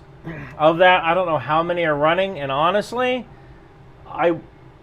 if Iran uses F-14s, they probably use them as like an AWACS. I wouldn't be surprised that if they use the very powerful radar in the F-14's nose as sort of like an airborne warning and control system. And they have 18 MiG-29s, which they bought from Russia. I think the Mirages and the Su-24s, I think those were... Oh, let me put this back up. I think the Mirage and the Su-24s, I think those actually came from Iraq. I could be wrong about that, but during the first Gulf War, Iraq flew a bunch of its aircraft to Iran in the hopes that Iran would keep, watch over them until the war was over, and then Iran just kind of kept them. So oops, sorry. Let's go over some of this stuff. So a number of people sent me some messages here. If Israel topples or cripples Iran, how will that influence the war in Ukraine?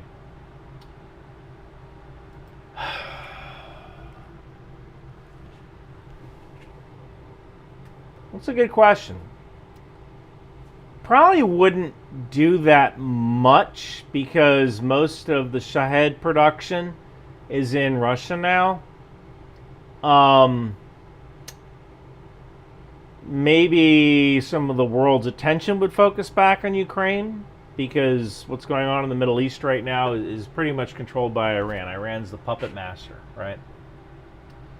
I don't really see it doing much. Although, if Iran fell, which could, so as much as I would like to see a democratic Iran, we have to think about what that means. And what that means is a lot of civilians are going to get hurt, right? Because if the civilians take this as a cue and somehow rise up to fight the government, which is tough because there's very few gun owners in Iran, a lot of civilians are going to get hurt. And I don't even want to think about that. It would be nice for a peaceful transition of power, but I don't know if that's going to happen. Taylor said, my boy. Well, thank you. Someone there said you're into 80s war movies and computers. How many times have you watched War Games? I haven't watched War Games in a long time. That was a good movie. For those of you who don't know, War Games, let me throw this into the...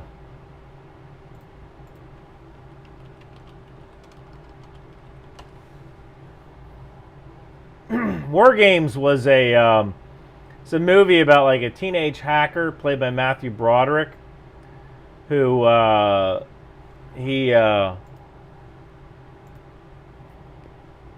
hacks into NORAD, and he accidentally causes a nuclear war, or there could be a nuclear war. They didn't know what was going on. The computer thought it was real, like the missiles coming in were real. And eventually, somehow he makes it to NORAD with his help, Dr. Falcon or something. And they in the end, like, the computer plays itself and realizes that when nuclear war, the only way to win is not to play. But they had a pretty neat NORAD. I wonder how much this set cost. But yeah, I don't know how many times I've seen War Games. I haven't seen it recently. God knows, I'm too busy to do anything to watch a movie again.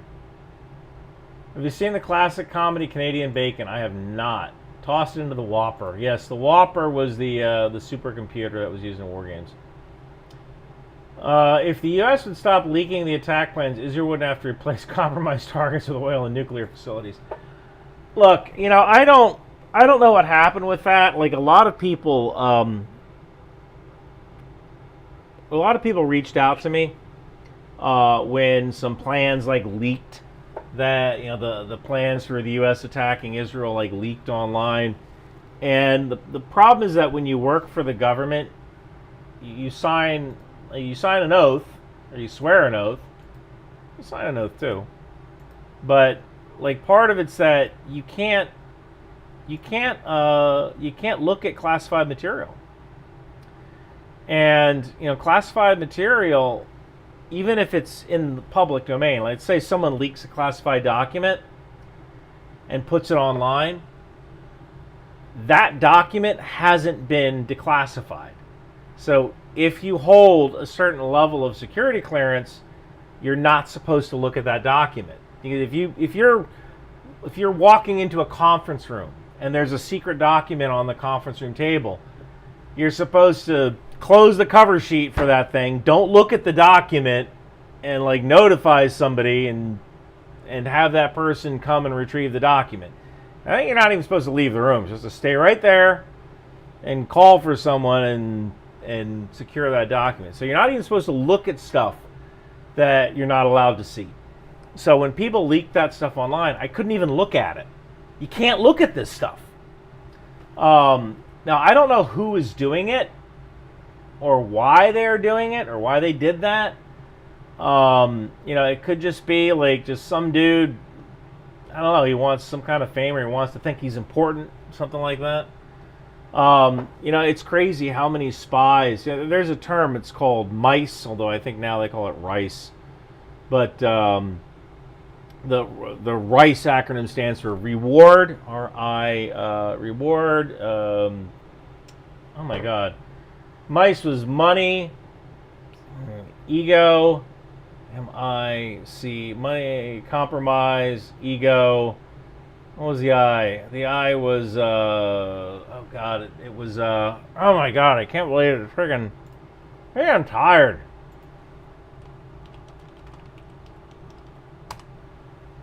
Ideology. Mice. Money, ideology, compromise, ego. So that's why people spy. It's one of those four things: money, ideology, compromise, ego.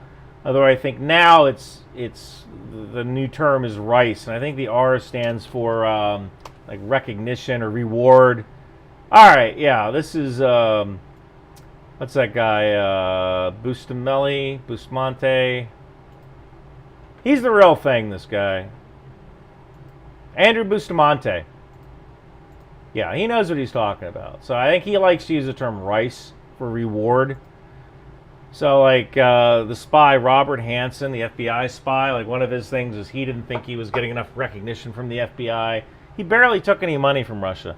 So maybe this person who's leaking documents, they have an ideology that they have that, I don't know. So, could be money. It could be some sort of ego thing, like, oh, I want to influence whatever. So I don't know why they're doing it, but it's not right. I can tell you that it's not right. So someone said here, Ryan, what do you think of the chances of Iran's missile system was sabotaged prior to the first strikes? I don't know. I mean, typically, those things like missile system networks, they're a closed network. So it's almost like pay-per-view, right? Like the old kind of pay-per-view where you had to go to a theater. When you watched like the WWF pay-per-view, you had to go to a theater and you watched WWF in the theater. I am old, yes. When you watch WrestleMania, right? You had to go to a theater and watch WWF.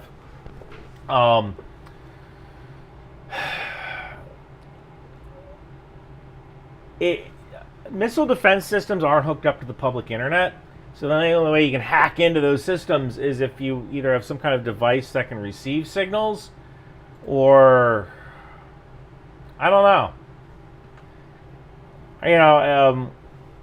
Or you have an insider threat that plugs some kind of drive into the system that will damage it. There's a non-zero chance that Israel might have an insider working inside Iran's missile defense network, but these systems aren't hooked up to the public internet. So you need a route in. So if they did damage or degrade the air defense system, then it was most likely an insider threat.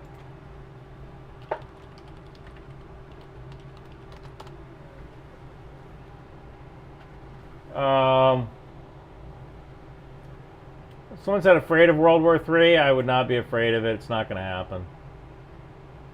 Spectator Index, how does it get headlines fast too? I don't know who Spectator Index is. From Daniel Vig. Who is Spectator Index? Spectator Index.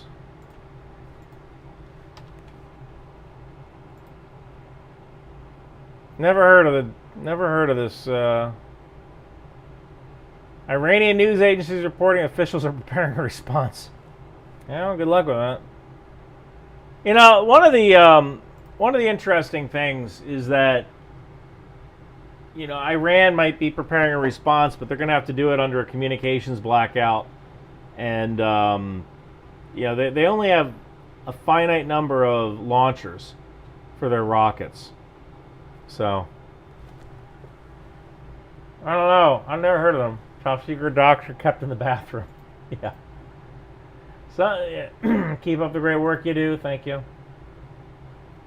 I hope Iran is safe as well. Oh, hey, Marjan. So, Marjan! I didn't know you were watching. So, Marjan is,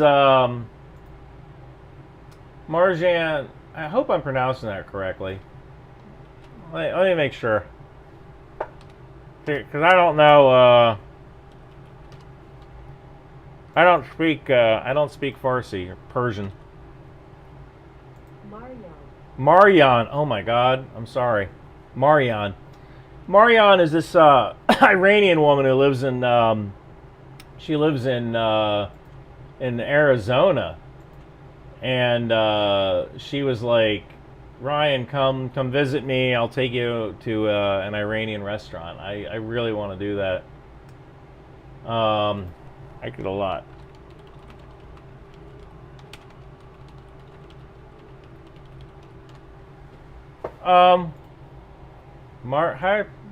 Marian. Sorry, Marian. Sorry I pronounced your name wrong. It is weird, like, as an American, from Marian. I guess the J is silent, or the J is a Y, like Jehovah, whatever. Yeah, and I gotta get down to Arizona, but I am so busy. November's crazy because I have a NATO conference I have to go to. I have I have a NATO conference I have to go to. I have to go to an episode of the Unsubscribed cast. I'm not on it, but I'm like attending it with this influencer who wants to go. And I have so much. And plus, Aeromed Lab just bought another office, a new office in Texas, and so I have to worry about that. And I'm doing programming for Aeromed Lab, so I got a lot. So yeah, Matt Hemming, Canadian Bacon is a movie about an American president who starts a war with Canada. I'm aware of the movie, I just never saw it. Hypothetically, if you looked at it, it might ruin your chance of a future security clearance. Hypothetically, I mean, if you don't have a clearance and you looked at it, I don't see why it would ruin your chances of getting a clearance as long as you admitted if you were asked, have you ever viewed classified material? But I don't think it would ruin your chances of getting a clearance. But if you have a clearance and you know you're not supposed to look at something, then you don't look at that thing. Like, that's kind of how it works. What password manager and VPN do you use? Oh, come on! What password manager and VPN do I use? I use PIA VPN. So click the link in the description below. Go to piavpn.com/Beth to get 4 months free. Let's see here. Anything else? Try the silver skewer in Waldorf, a Persian restaurant. I think the whole idea with Marianne was to, are you ever coming back to Teaneck? Maybe one day. If I go to a baseball game again. The whole point was to like go to an Iranian restaurant with an Iranian woman.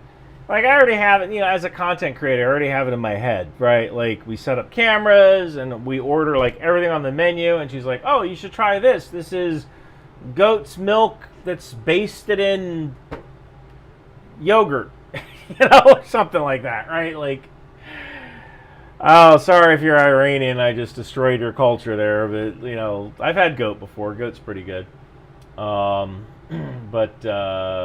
Yeah, do they check browser history before giving a security clearance? Not that I know of, but I'm sure that day is coming. Let's flip this back over to, I don't know who the spectator index is, but anything new that's thrown up here that I can talk about? There's this idiot.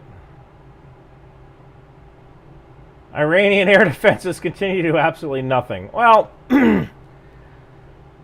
I mean, you don't know, right? I mean, there's a term pilots have called the golden BB. And what's your password in the last 4 of your social again? Funny. Iranian air defenses can. I mean, look, like I said, like with those F-17s, a shell doesn't care if you're invisible or not, right? It just hits your aircraft. So if you get that golden BB, that lucky shot, that'll do it. It says, sure, you have to have something inside, but Iran has been able to plug in thumb drives found in the parking lot. Well, that's assuming that your air defense system has a thumb drive, right? I actually don't know how they do software updates on like a missile system like a Pantsir or a S-300, which Iran has. I would imagine it's something other than a thumb drive. It's probably something proprietary and ruggedized. But yeah, actually that influencer I just talked about just messaged me.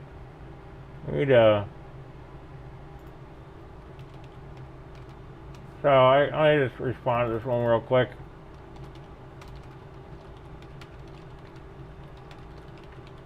I'm live streaming.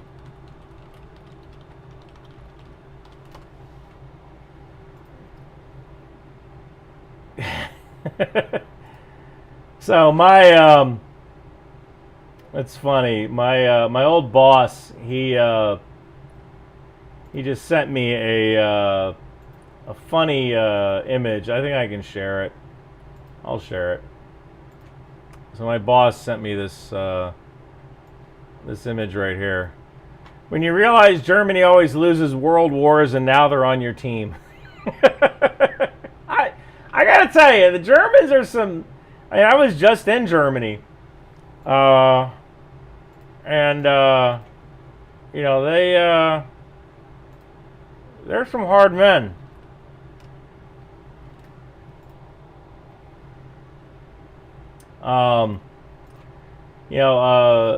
If anything, like one of the things Germany knows is what a threat Russia is. You know, they are. I guess it's because they're in the neighborhood. You know, one of the things I noticed being in Germany and talking with Poles and Lithuanians, and Latvians, like the further east you go, the more people are concerned about Ukraine and Russia. Oh wow, Chuck Holton. Chuck Holton's on. Hey Chuck. So Chuck Holton is former Army Ranger, former stockbroker, all around amazing guy. And this dude, he makes his living as a real journalist. Like people said, "Oh, you're a journalist." I'm not a journalist. I'm an intel guy. But Chuck Holton is a real journalist, and you should Google the Hot Zone with Chuck Holton. Take a look at his YouTube channel because he actually goes to conflict areas and reports from them. Do you think this? Someone said, "Do you think this will attack have any lasting strategic effect?" It might. It might have a lasting strategic effect, and that strategic effect might be Iran might suddenly realize, like, oh, maybe we took it a little too far. Like that's kind of my hope. It was Operation El Dorado Canyon. All right, throw this up. Operation El Dorado. So, Operation El Dorado Canyon. These F-111s from the Air Force. Is F-111, so essentially Muammar Gaddafi, the leader of Libya, he blew up a disco in West Germany and he killed like 3 American soldiers who were off duty, just chilling out at the disco. And Ronald Reagan sent, I think, 2 squadrons of F-111s to bomb the crap out of Libya. And Gaddafi shut up for a good 10 years. He was like, oh, you know what? These guys are serious. And it's almost like, this is an F-111. It was an old medium bomber, you could say. But, you know, it is certainly a possibility that Iran looks at kind of what happened to their country. And, you know, there is a dollar value associated with having to clean up after this mess. And also, I'm not saying Iran is a democracy. I mean, the supreme leader controls Iran, but people can elect other people, right? There are elections.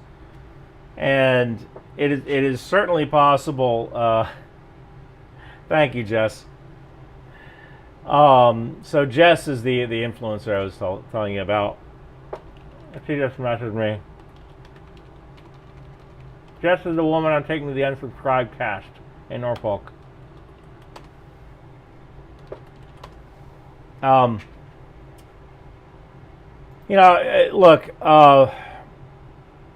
when you think about it, like I think when Iran launched those ballistic missiles initially, I said that the attack probably cost Iran about a little bit under $1 billion. $1 billion.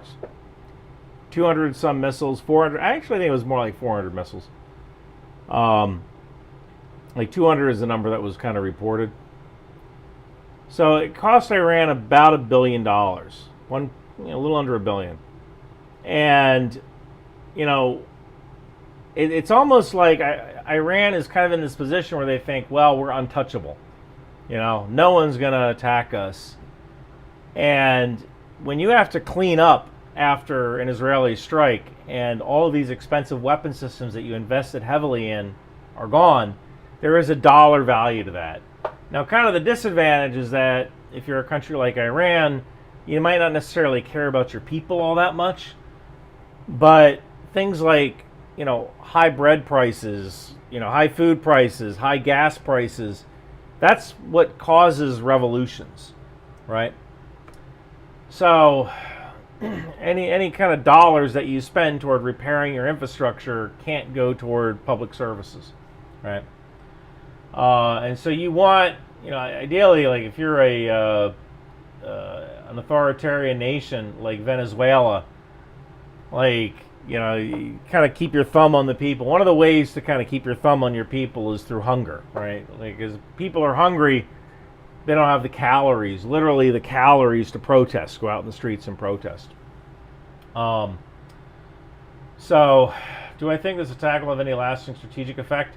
Probably not tonight's attack, but if Israel attacks Iran for the next week and slowly attrits Iran's capability, like destroys Iran's air force on the ground, or destroys every single surface-to-air missile and radar site in Iran, and then maybe goes after refineries and so on, Iran might think maybe we need to kind of change our attitude here. Or maybe they'll stop, and in 20 years they'll start it up again. Marjan. Oh, Marjan, please don't give me money. Oh, I owe you $2. Or Marian. Oh, Marian, please don't give me money. It's really cool. So someone said, why don't we have armored mech suits by now? Probably power. Once in a while you see like the army has these mech suits. Like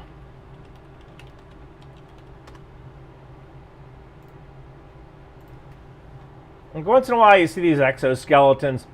But these exoskeletons, like, usually there's a big power cable. Like, let me put this on the whiteboard here. Like, you look at this power cable coming out of here. Look at that. So they kind of hide it a little bit, right? There's this big old power cable coming to that suit. So probably the biggest thing is the battery. So like a mech suit might be good for things like when you're working in a warehouse, you can move boxes and stuff like that. A mech suit might be good for that. But like a mech suit in combat, we just don't have the electrical power to support that. Just like the battery technology just isn't there.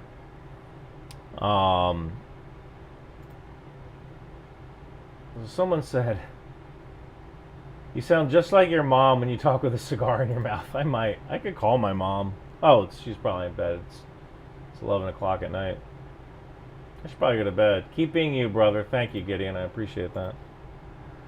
Let me throw this back up in the whiteboard and see if there's any... see if there's anything new, any new notifications. According to the CIA report, I know because of Ryan Beth, he's going to ask rules of engagement. Why are we allowed? I don't know what. No, World War III did not just start. Stop it. Did World War III? This is like, did World War III just start? No, World War III did not just start. World War III started back in 2014. I've said that before. Like, if we're in World War III right now, didn't just start. We were in 1939 2 years ago. When did the U.S. get involved in World War II? 1941, right? So, I think we probably will get involved at some point in Europe and Ukraine, but World War III already started. I did a whole video about that. But what does this say? I can't. So this is what sucks about getting old. I can't actually read what's on the screen up there. So Tony Cowden, NC. Now, according to the CIA report, I know to you know so because of Ryan Macbeth. He's going to ask rules of engagement. What are we allowed to do? I'm hiring. Are we allowed to shoot wand people, waterboard, poison darts? What the heck is this? I don't know what this is. Did World War III just start? When was this uploaded? Just today? Must be 28 minutes ago. Oh wow, this guy, it's like Black Scout Survival. Anyway, guys, this Black Scout Survival right now. Thanks for tuning in with me. Good to see you. That's a, it's like, this is like live stream inception. He's live streaming and I'm live streaming at the same time. I don't think World War III just started. At least not in the sense of like fighting Iran. I think that Iran is just, it's going to do, this is going to last for maybe about a week and then, you know. What did I do? You're not too old. Dude, I'm almost 50.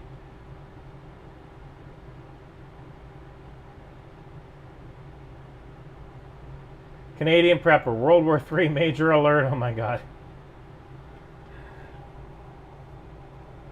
Yeah, so people are saying, what? World War III started in 2014? Yeah, with the invasion of Crimea. Right? The invasion of Crimea was like Germany annexing Austria or something. When did that happen? When did Germany annex Austria?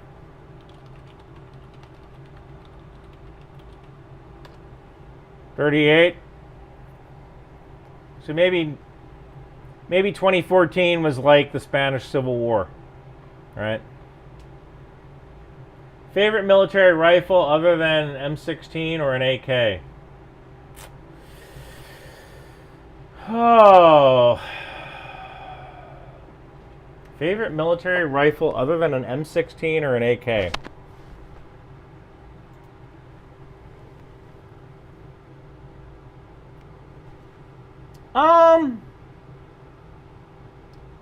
What was that called? Maybe the M5, which is really a Remington 700. What is the M5? No, what was the damn name of the Army?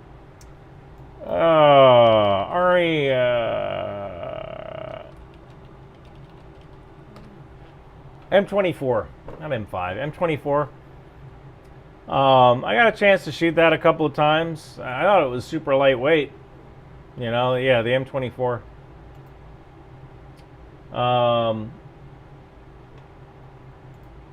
Favorite? You talk about favorite military rifle. I actually really like the Mossberg shotgun, especially in a vehicle, because as a platoon sergeant, like if I thank you, DB, if I was ever in a fight or something like that, the bad guys are probably going to be way too close, and a shotgun's going to make the difference.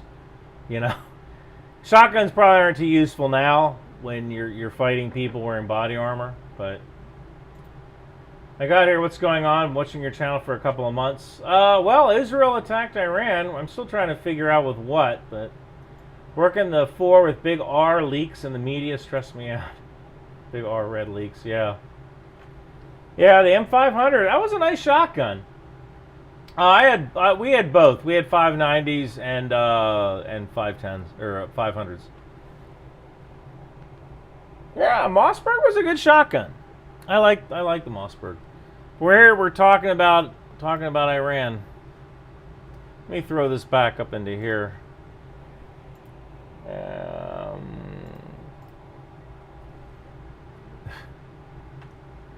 There's a whole lot of lemonade heading towards Tehran. I don't know what that means. Lemonade. Oh, Iran sure wishes they had a whole basket of those lemons. Yeah. I get that now. What else we got here? Do you think this was related to the Verizon outage? Could be.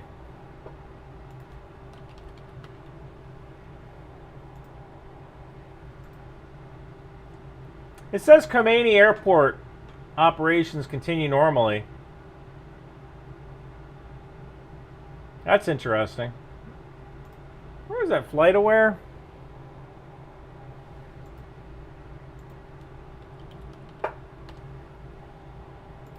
Yeah, it could be that there's no... It's also, what time is it in Iran?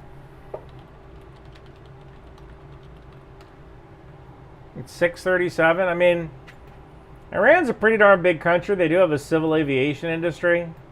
So, I mean, FlightAware isn't tracking anything unless these guys aren't squawking. And I would imagine civilian aircraft to be squawking.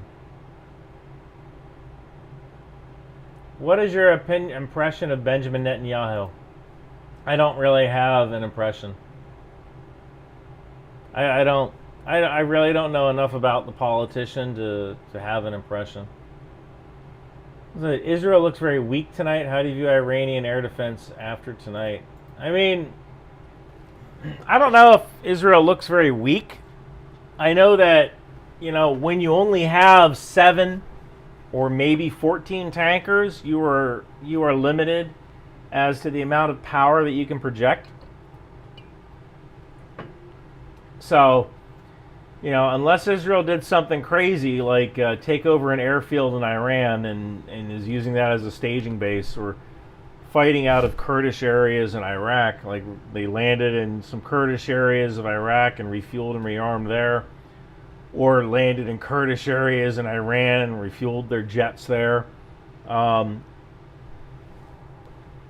They're very limited as to what they can strike. And they also might be using that Air Laura cruise missile, or that Air Laura ballistic missile, I'm sorry. So that might be a possibility as well. How do I view Iranian air defense? As of right now, we don't really know how they're performing. We will find out more later. I would imagine if any aircraft were hit, and that is assuming any aircraft actually made it over Iran proper, they might have hung back and used cruise missiles. And right now, Israel might be just going after surface-to-air radar and missile sites for follow-on attacks later. So what we're seeing right now might just be the beginning. But I don't really know about Iranian air defense. Although, if they're using AAA, like you're seeing in some of these videos, if they're using, we had of all the friggin' videos, like, now we can't see any, that's because of the Khomeini airport. If all we're seeing is AAA, and this is AAA, this is anti-aircraft artillery, these are guns, like, that is not an effective deterrent against fighters. At least not modern day. So, if Iran has a very 1970s, 1980s air defense system with occasional Pansirs and S-300s sprinkled in, they might have a hard time. But again, Israel is limited as to the strikes they can carry out because they don't have enough tankers. In what ways are satellites vulnerable to attacks? Oh, now we're talking. So satellites are... So here's the deal with satellites. And I should make a separate video about this. In what ways are satellites vulnerable to attacks? I want you to imagine that you bought a car. And when you buy that car, it comes with a tank of gas. And then you can never replace that tank of gas. It would really restrict how you use that car, right? You would only use that car for the most important errands that you have to run. Because when you run out of gas in that car, you can't get any more gas. So that's basically a satellite. A satellite has a finite amount of fuel on that satellite, and you can't really refuel that satellite when it's in orbit.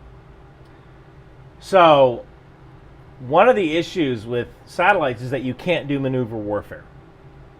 When you have a satellite, you're pretty much stuck to the orbit you initially put it in. You can maneuver it a little bit, but you can't maneuver out of the way if there's threats coming without burning up a lot of your fuel and degrading the useful life of that satellite. So satellites are vulnerable to kinetic attacks, meaning an anti-satellite weapon or another satellite getting close to that satellite and disabling it, because you can't really maneuver. You can't really get out of the way. Satellites might also be vulnerable to cyber attacks. Some of our older satellites, stuff that was from the 90s that might still be operating, so we're talking about like communication satellites, or I don't know, it could even be something like Rock and Roll, which are the two XM satellites. So Rock and Roll.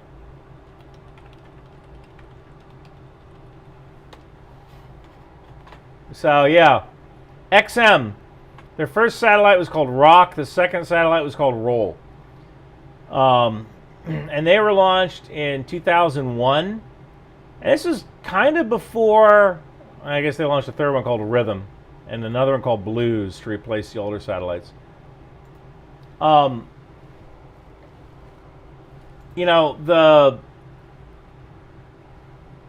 in 2001, people weren't really thinking about cybersecurity. Even back in the 90s, people weren't really thinking about cyber attacks and cybersecurity. Cyber warfare wasn't really a concept. So some older satellites might be vulnerable to cyber attacks. You also might be vulnerable to laser systems or to electronic warfare systems that might shut down your satellite. So satellites can be very, very vulnerable. So someone on Substack said Fox News is reporting a local Israeli news station saying 400 missiles. 140. Let me throw this into the thing here. Combination right. So Fox News said Israel sent 120 Air Force planes into the skies for the assault. And it's possible. 140. All right, so let's open up World's Air Forces. I have to get another cigar if I keep talking here. You know what I could do is I could open up that that sheet I have. The oh my god, I did the fuel worksheet. Remember how I did that? Let's go open up the Google Drive. So 140. Fox News is reporting 140. Tanker worksheet. Israeli tanker spreadsheet. There we are. Alright, I don't know if you guys remember this or not. It's like, come on to Ryan's live stream. Look at a spreadsheet. So Fox News says 140 Air Force planes to the skies. So this might not necessarily mean that 140 went to Iran. It might mean that they have some that are doing combat air patrol over Israel. So we don't know how many went to Iran. 140. So let me take this sheet and let me duplicate it. And we'll call it, here, let me do combination right again. We'll call this, I don't know, October 25th. Hey, if there's any Israelis in the chat right now, can you tell me if there's anything significant about this date? Like, is there anything significant about the 25th, or I don't know what month this is.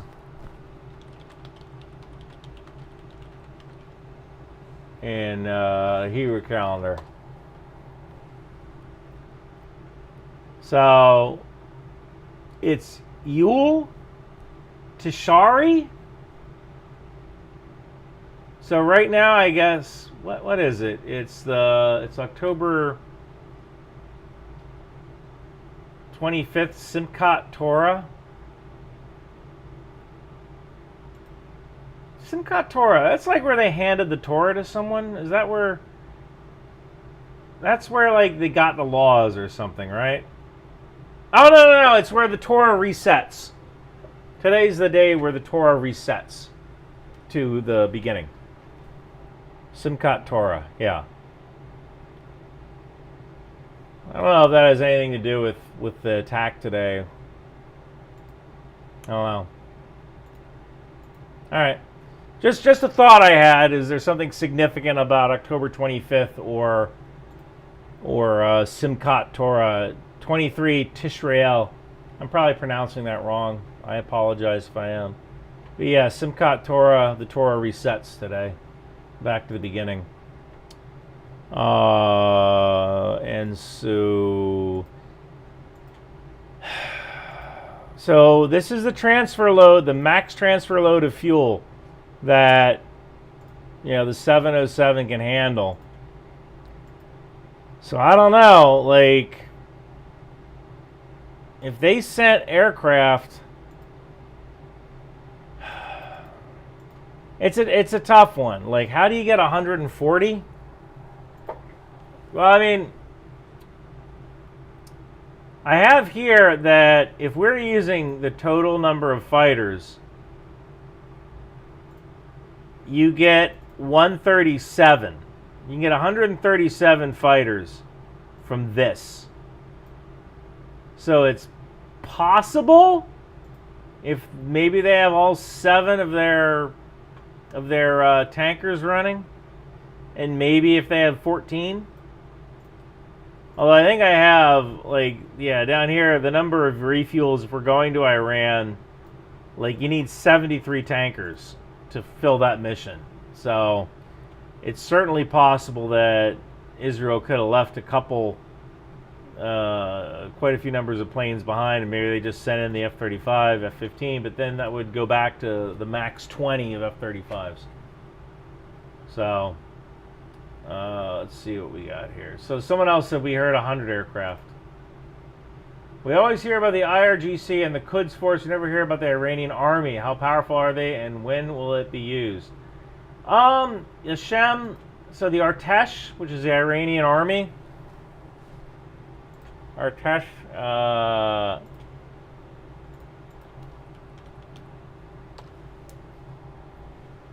so the Artesh, I mean, it's a mostly drafty army.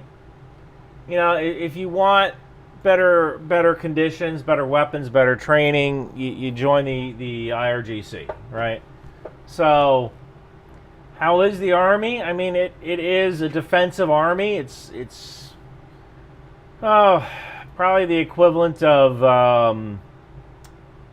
and all these guys. They're a lot of them are draftees. I mean, so officially, 500,000, part of the ground force, Air Force, Navy, air defense. I mean, they're okay, but one of their issues is that they're mostly a defensive army and they can't really deploy. They can't really go anywhere. And in order to be an effective military, that's not just defending your own country. You need expeditionary capability, and Iran does have some expeditionary capability with transport ships, but not a lot. So I hope that answers your question. I told him I'll strike back. Ayatollah, yeah. Someone needs to make Ryan Macbeth a version of the Taken monologue. You can chat GPT that. That said, literally just woke up a minute ago and now I see this. What do you think? Do you think this will be the end of Iran? Will Saudi join in so they can finally defeat Iran? Boy, Amir. Saudi Arabia definitely brings some capabilities. They have a modern air force, well-trained pilots, although that can be... I'm going to get another cigar. That well-trained... I mean, they had some problems in Yemen. Let me grab another cigar.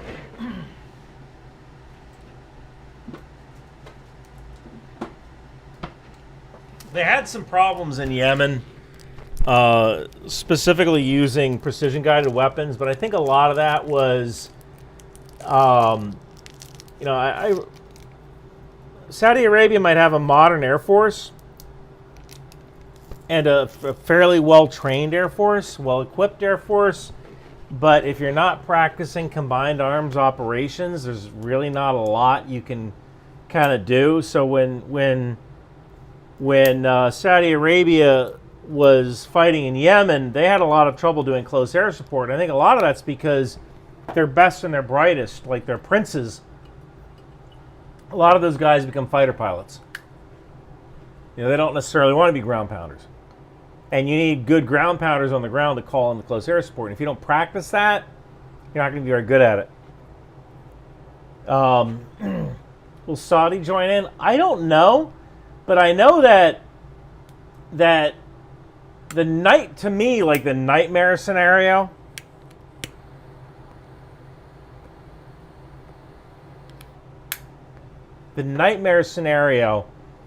of Iran possessing a nuclear weapon is Saudi Arabia suddenly decides we need nuclear weapons too. And so then you get educated people from Egypt, because everyone in Egypt wants to be an engineer, right? Everyone in Egypt goes to college. I think they have free college in Egypt. And free college and no jobs, right? So everyone in Egypt will go to Saudi Arabia. You have Egyptian engineering expertise and Saudi Arabian money, and now you have a joint Saudi Arabian-Egyptian nuclear weapon. So, I don't know. I don't know about the geopolitical. Amir, are you in Saudi? Are you in Saudi Arabia? I'll try to find your comment. Let me actually write you. Let's see if I can do that. Oh, I can't reply anymore. Will other countries join in? I mean, maybe. I don't really see other countries joining in, but Saudi might. They might even provide airfields, because Saudi Arabia, living next to Iran, it's like living next to this crazy neighbor, like this crazy neighbor who keeps throwing things over your fence, and you keep calling the police, like, dude, my neighbor is acting like an idiot. And the police come and are like, well, I can't help you with that. You got to go to court, So someone said 140 including tankers. All right, yeah, I buy that. So I don't know. I certainly, I would love to see the Saudis and the Israelis working together. It would be nice to see that happen. Someone said October 7th in the Hebrew calendar. Hashem says, we always hear about the IRGC and Quds Force. I answered that question. Someone said it's the last Shah's birthday. Isn't the Middle East a bigger security threat, running out of extractable oil in 30 years? I don't really know much about that. I mean, I think that like some countries like Saudi Arabia and Qatar, UAE, like they kind of realize that the oil is going to last forever. And that's why they're trying to turn themselves into like cities for banking, cities for Bitcoin.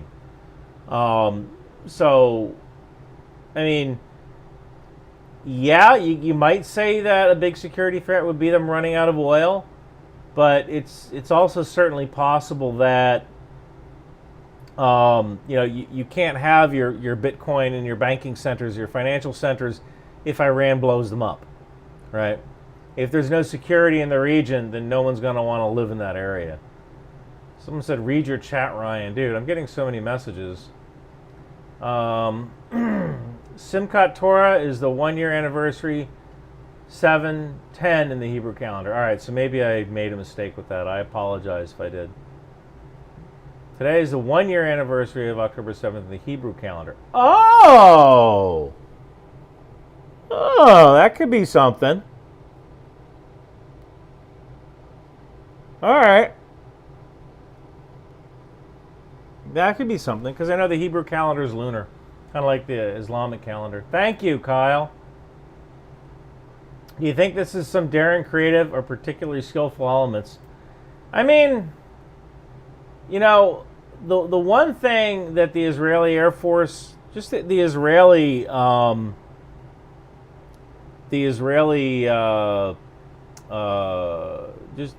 Israeli soldiers in general, they have audacity. And that it's like, there was one operation, God, I forget the darn operation, where they built like a fake scuba academy in Africa to help evacuate the Ethiopian Jews. What was that called? And they built a runway there, telling the, what was that called? Israel built scuba.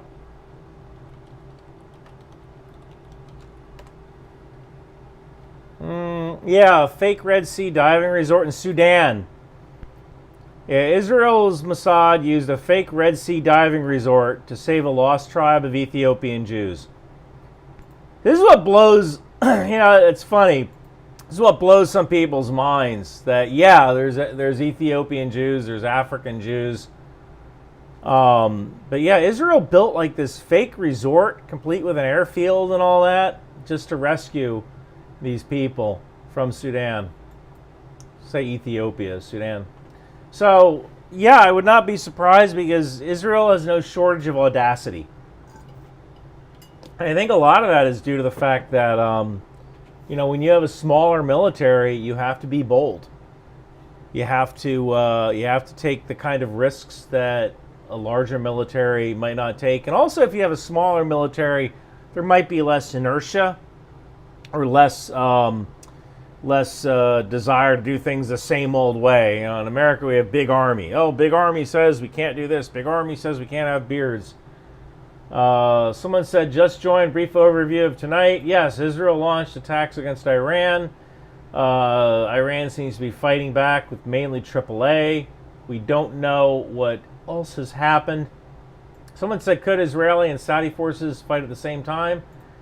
I would love to see that. It's always great when you see... someone said, what is that huge orange cup? You're drinking out of a huge orange mug with Behoove on it. What is it? Where can I get one? How many ounces does it hold? So this is a Stanley cup. I think it holds 64 ounces. I don't know. God, it sucks getting old. I can't see anything anymore. It's a Stanley cup. So, I'm sorry, this is a Stanley cup.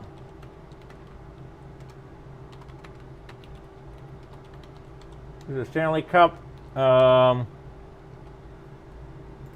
Stanley Quencher. It's a Stanley Quencher.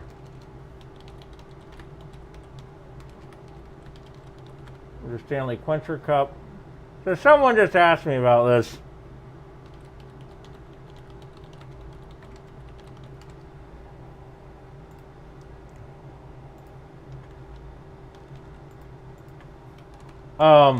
I'm going to get back to your questions in a second. You can get...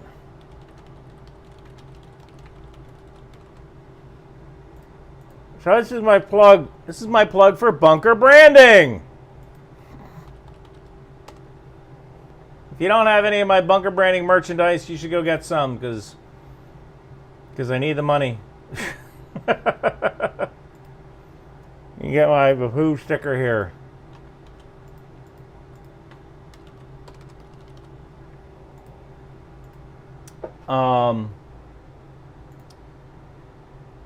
All right, let's see what else is in the chat here. Someone said, do you think this can lead to World War III? I think we're already in World War III, but I don't think it's going to be fighting against Iran. How much are those cigars? I love you and Fat Electrician. I'm buying you a beer. Also, have you heard of the game Command Modern Operations?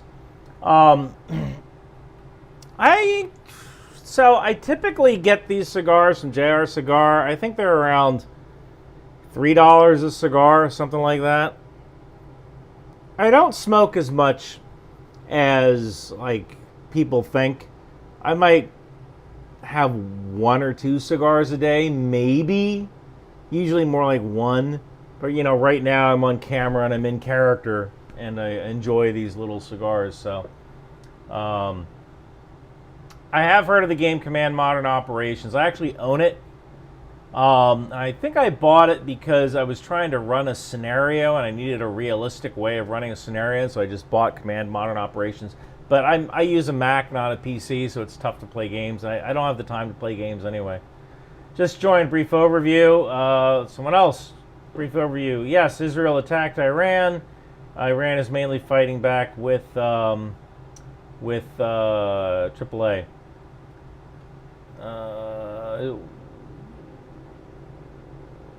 So someone else said, gotta look over all this stuff. Talking about Egyptian engineers, you need to remember Iran has most engineers per population. Iran joining BRICS, not using rubles to bypass sanctions and invest in Su-35, Su-57. That's assuming Israel, or that's assuming, I heard you need money. Would you accept oil money? I need all the money I can get. We're not, YouTubers are famous, not rich. I just had to pay for tires for my Tesla. It was $2,048, but I managed to find like a deal on these run flat tires that I need, and they're $1,400 now. $1,400 for tires. I did not think about that when I bought the car. What else here? Thank you, Marshall the Sling. I appreciate that. Would I accept oil money? That's funny. Do we know the extent of the attack and the targets in Iran yet? No, but it looks like they're mainly attacking surface-to-air missile installations and radar systems. Let's see here. Let me look at the live UA map again. Someone said, let me throw this up on the whiteboard. I want to throw up live UA map. We got anything new on live UA map? We got nothing. So the attack might be over. This might be it, folks. Let me just throw this back into here. Look at. So this is now in the past tense. Israeli army says it conducted precise strikes on military targets in Iran. So maybe this is over. Oh, this one says second wave of Israeli strikes underway in Iran. It was updated at 11. So U.S. official says it's unfolding in multiple stages with the second wave of strikes now underway.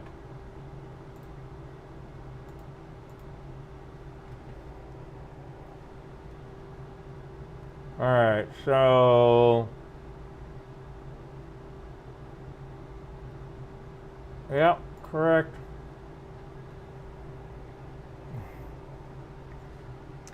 So this is interesting. 100 Israeli fighter jets entered Iranian airspace. 100 Israeli fighter jets left unharmed. We don't know that yet. This can happen every single day if Israel wanted. Not about every single day. Like, is sooner or later, you gotta maintain those jets. You can maintain this op tempo, this operational tempo, for a certain amount of time. And now someone's saying it's over, like the strikes are over. They might be over for tonight. They might start back up again tomorrow when it's dark, or it might just be completely over. All right, short this by latest.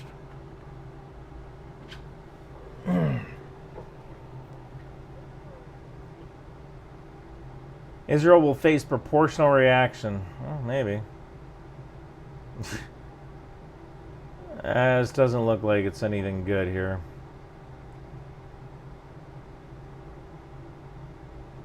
So it says, oh, this idiot. It's like most were intercepted. This doesn't really show anything.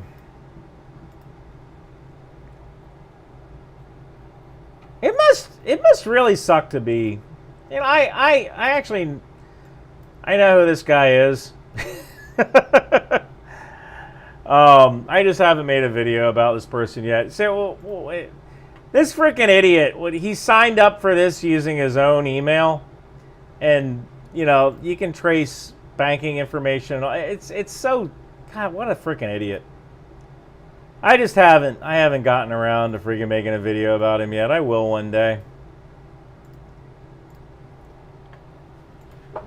But, I guarantee you, the person who runs that account is not as smart as he thinks he is. Not even close. So, what else we got here?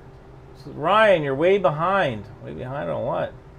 Saudi population dislikes Israel more than Iran. Are you scared to publicly support by Saudi can leave the royal family overthrown? I mean, I don't know if the Saudi population dislikes Israel more than Iran.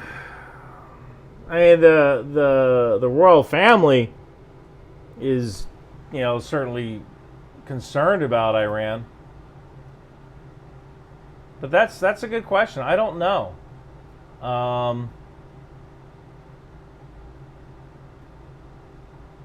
I don't know what the general population, how the general Saudi population feels about Israel or Iran. Oh, Jesus. Thank you. That's very kind of you, Ebola Warrior. I sent a mug worth of oil money. Thanks. Yeah, unfortunately, I drive a Tesla. I can't really use that oil. I swapped an electric forklift loader and an 86 Ford Festiva. And the dashboard is new JavaScript. It'd be fun to see you move or a mandatory fun day on a panel. I like, mandatory fun day and I were supposed to get together, and he was supposed to come to a ball, the Army birthday ball. It never quite worked out. Then I know you don't do politics. What are your thoughts on Tony Stark role players using their billions to influence American politics? I haven't really given that much thought. I own a Tesla. I actually kind of agree with Elon Musk that we need to start looking at space and Mars as a second home, although some people have said, going to live on Mars would be like going to live in a toxic waste dump because everything on Mars is trying to kill you. Like, I know, but if we want to survive as a species, we need to get off this planet, right? And I think Elon Musk kind of was looking at Tesla going, well, Tesla's plan A and SpaceX is plan B, right? Because there's only so much oil, and oil is too valuable as a component for plastics to just burn it up, right? So ideally, if we had nuclear power and electric cars, or fusion power, if we could ever get to fusion power and electric cars, that would be very helpful for the environment. Ryan, is DEF CON the hacker convention of any interest to you? Yes, and I would gladly speak there, but I don't know if I would actually go to DEF CON. I just have too much stuff going on right now. Ryan is sounding goofy right now, but I can tell you this: like I think in some ways, like, when you make billions of dollars, and you're like Elon Musk, you made billions of dollars. I almost feel like him buying Twitter was almost like a way of, when you have money that can buy anything, right? Anything you want. I would imagine you get bored, right? And so, like, why not buy an expensive toy like Twitter and just see if you can, smile as the world ends, right? So, I don't know. What else we got here? Let's see if anything's on Substack here. Substack chat. The IDF is saying the attack is complete. Well, maybe for now. We'll see about tomorrow. It should just... I wonder if there's any webcams in Tehran.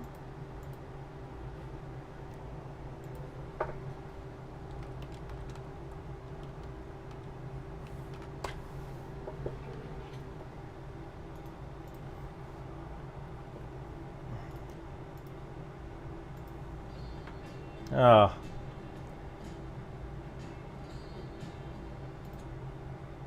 Yeah, so it's light out. So, yeah, there's not going to be any more attacks while there's light out. But the city's waking up.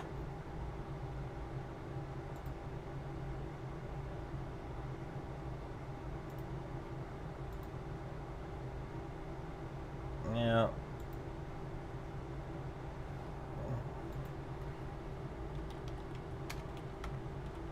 So let's see, when is sunrise in Tehran? 6:21 a.m. is sunrise.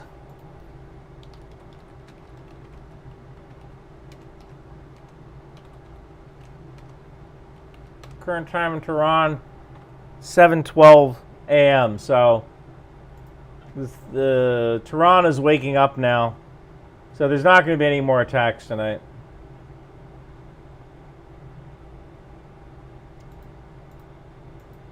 I think that's probably pretty much it. Come on, use Shodan. Shodan to find the webcams in Tehran? What's Shodan? I've never heard of that. Shodan.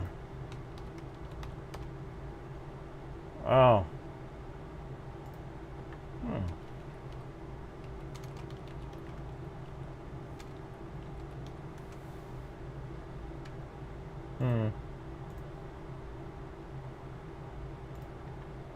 Oh, I can't go to that. It's a Russian website. Yeah, that might be it. I'm gonna hang out for a little bit more. It's 11 o'clock. Someone said, do you believe this will go to a regional war? I don't, because what does regional war mean? No one can invade each other. Iran doesn't have the capability to invade Israel, and Israel doesn't have the capability to invade Iran. They're just going to toss missiles and planes at each other. Hurry up and go to sleep. My lights are going to go out soon. All right. Well, I guess I will. I'll cut it off. You spelled Tehran wrong in Shodan. Well, I don't know how to spell Tehran. All right. All right. I'll try it again.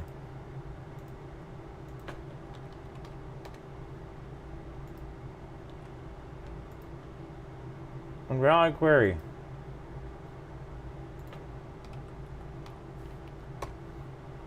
Spell that right? Oh, yeah, I spelled it right. Oh well. Is there any response here from Iran, or do they just regroup? I don't know.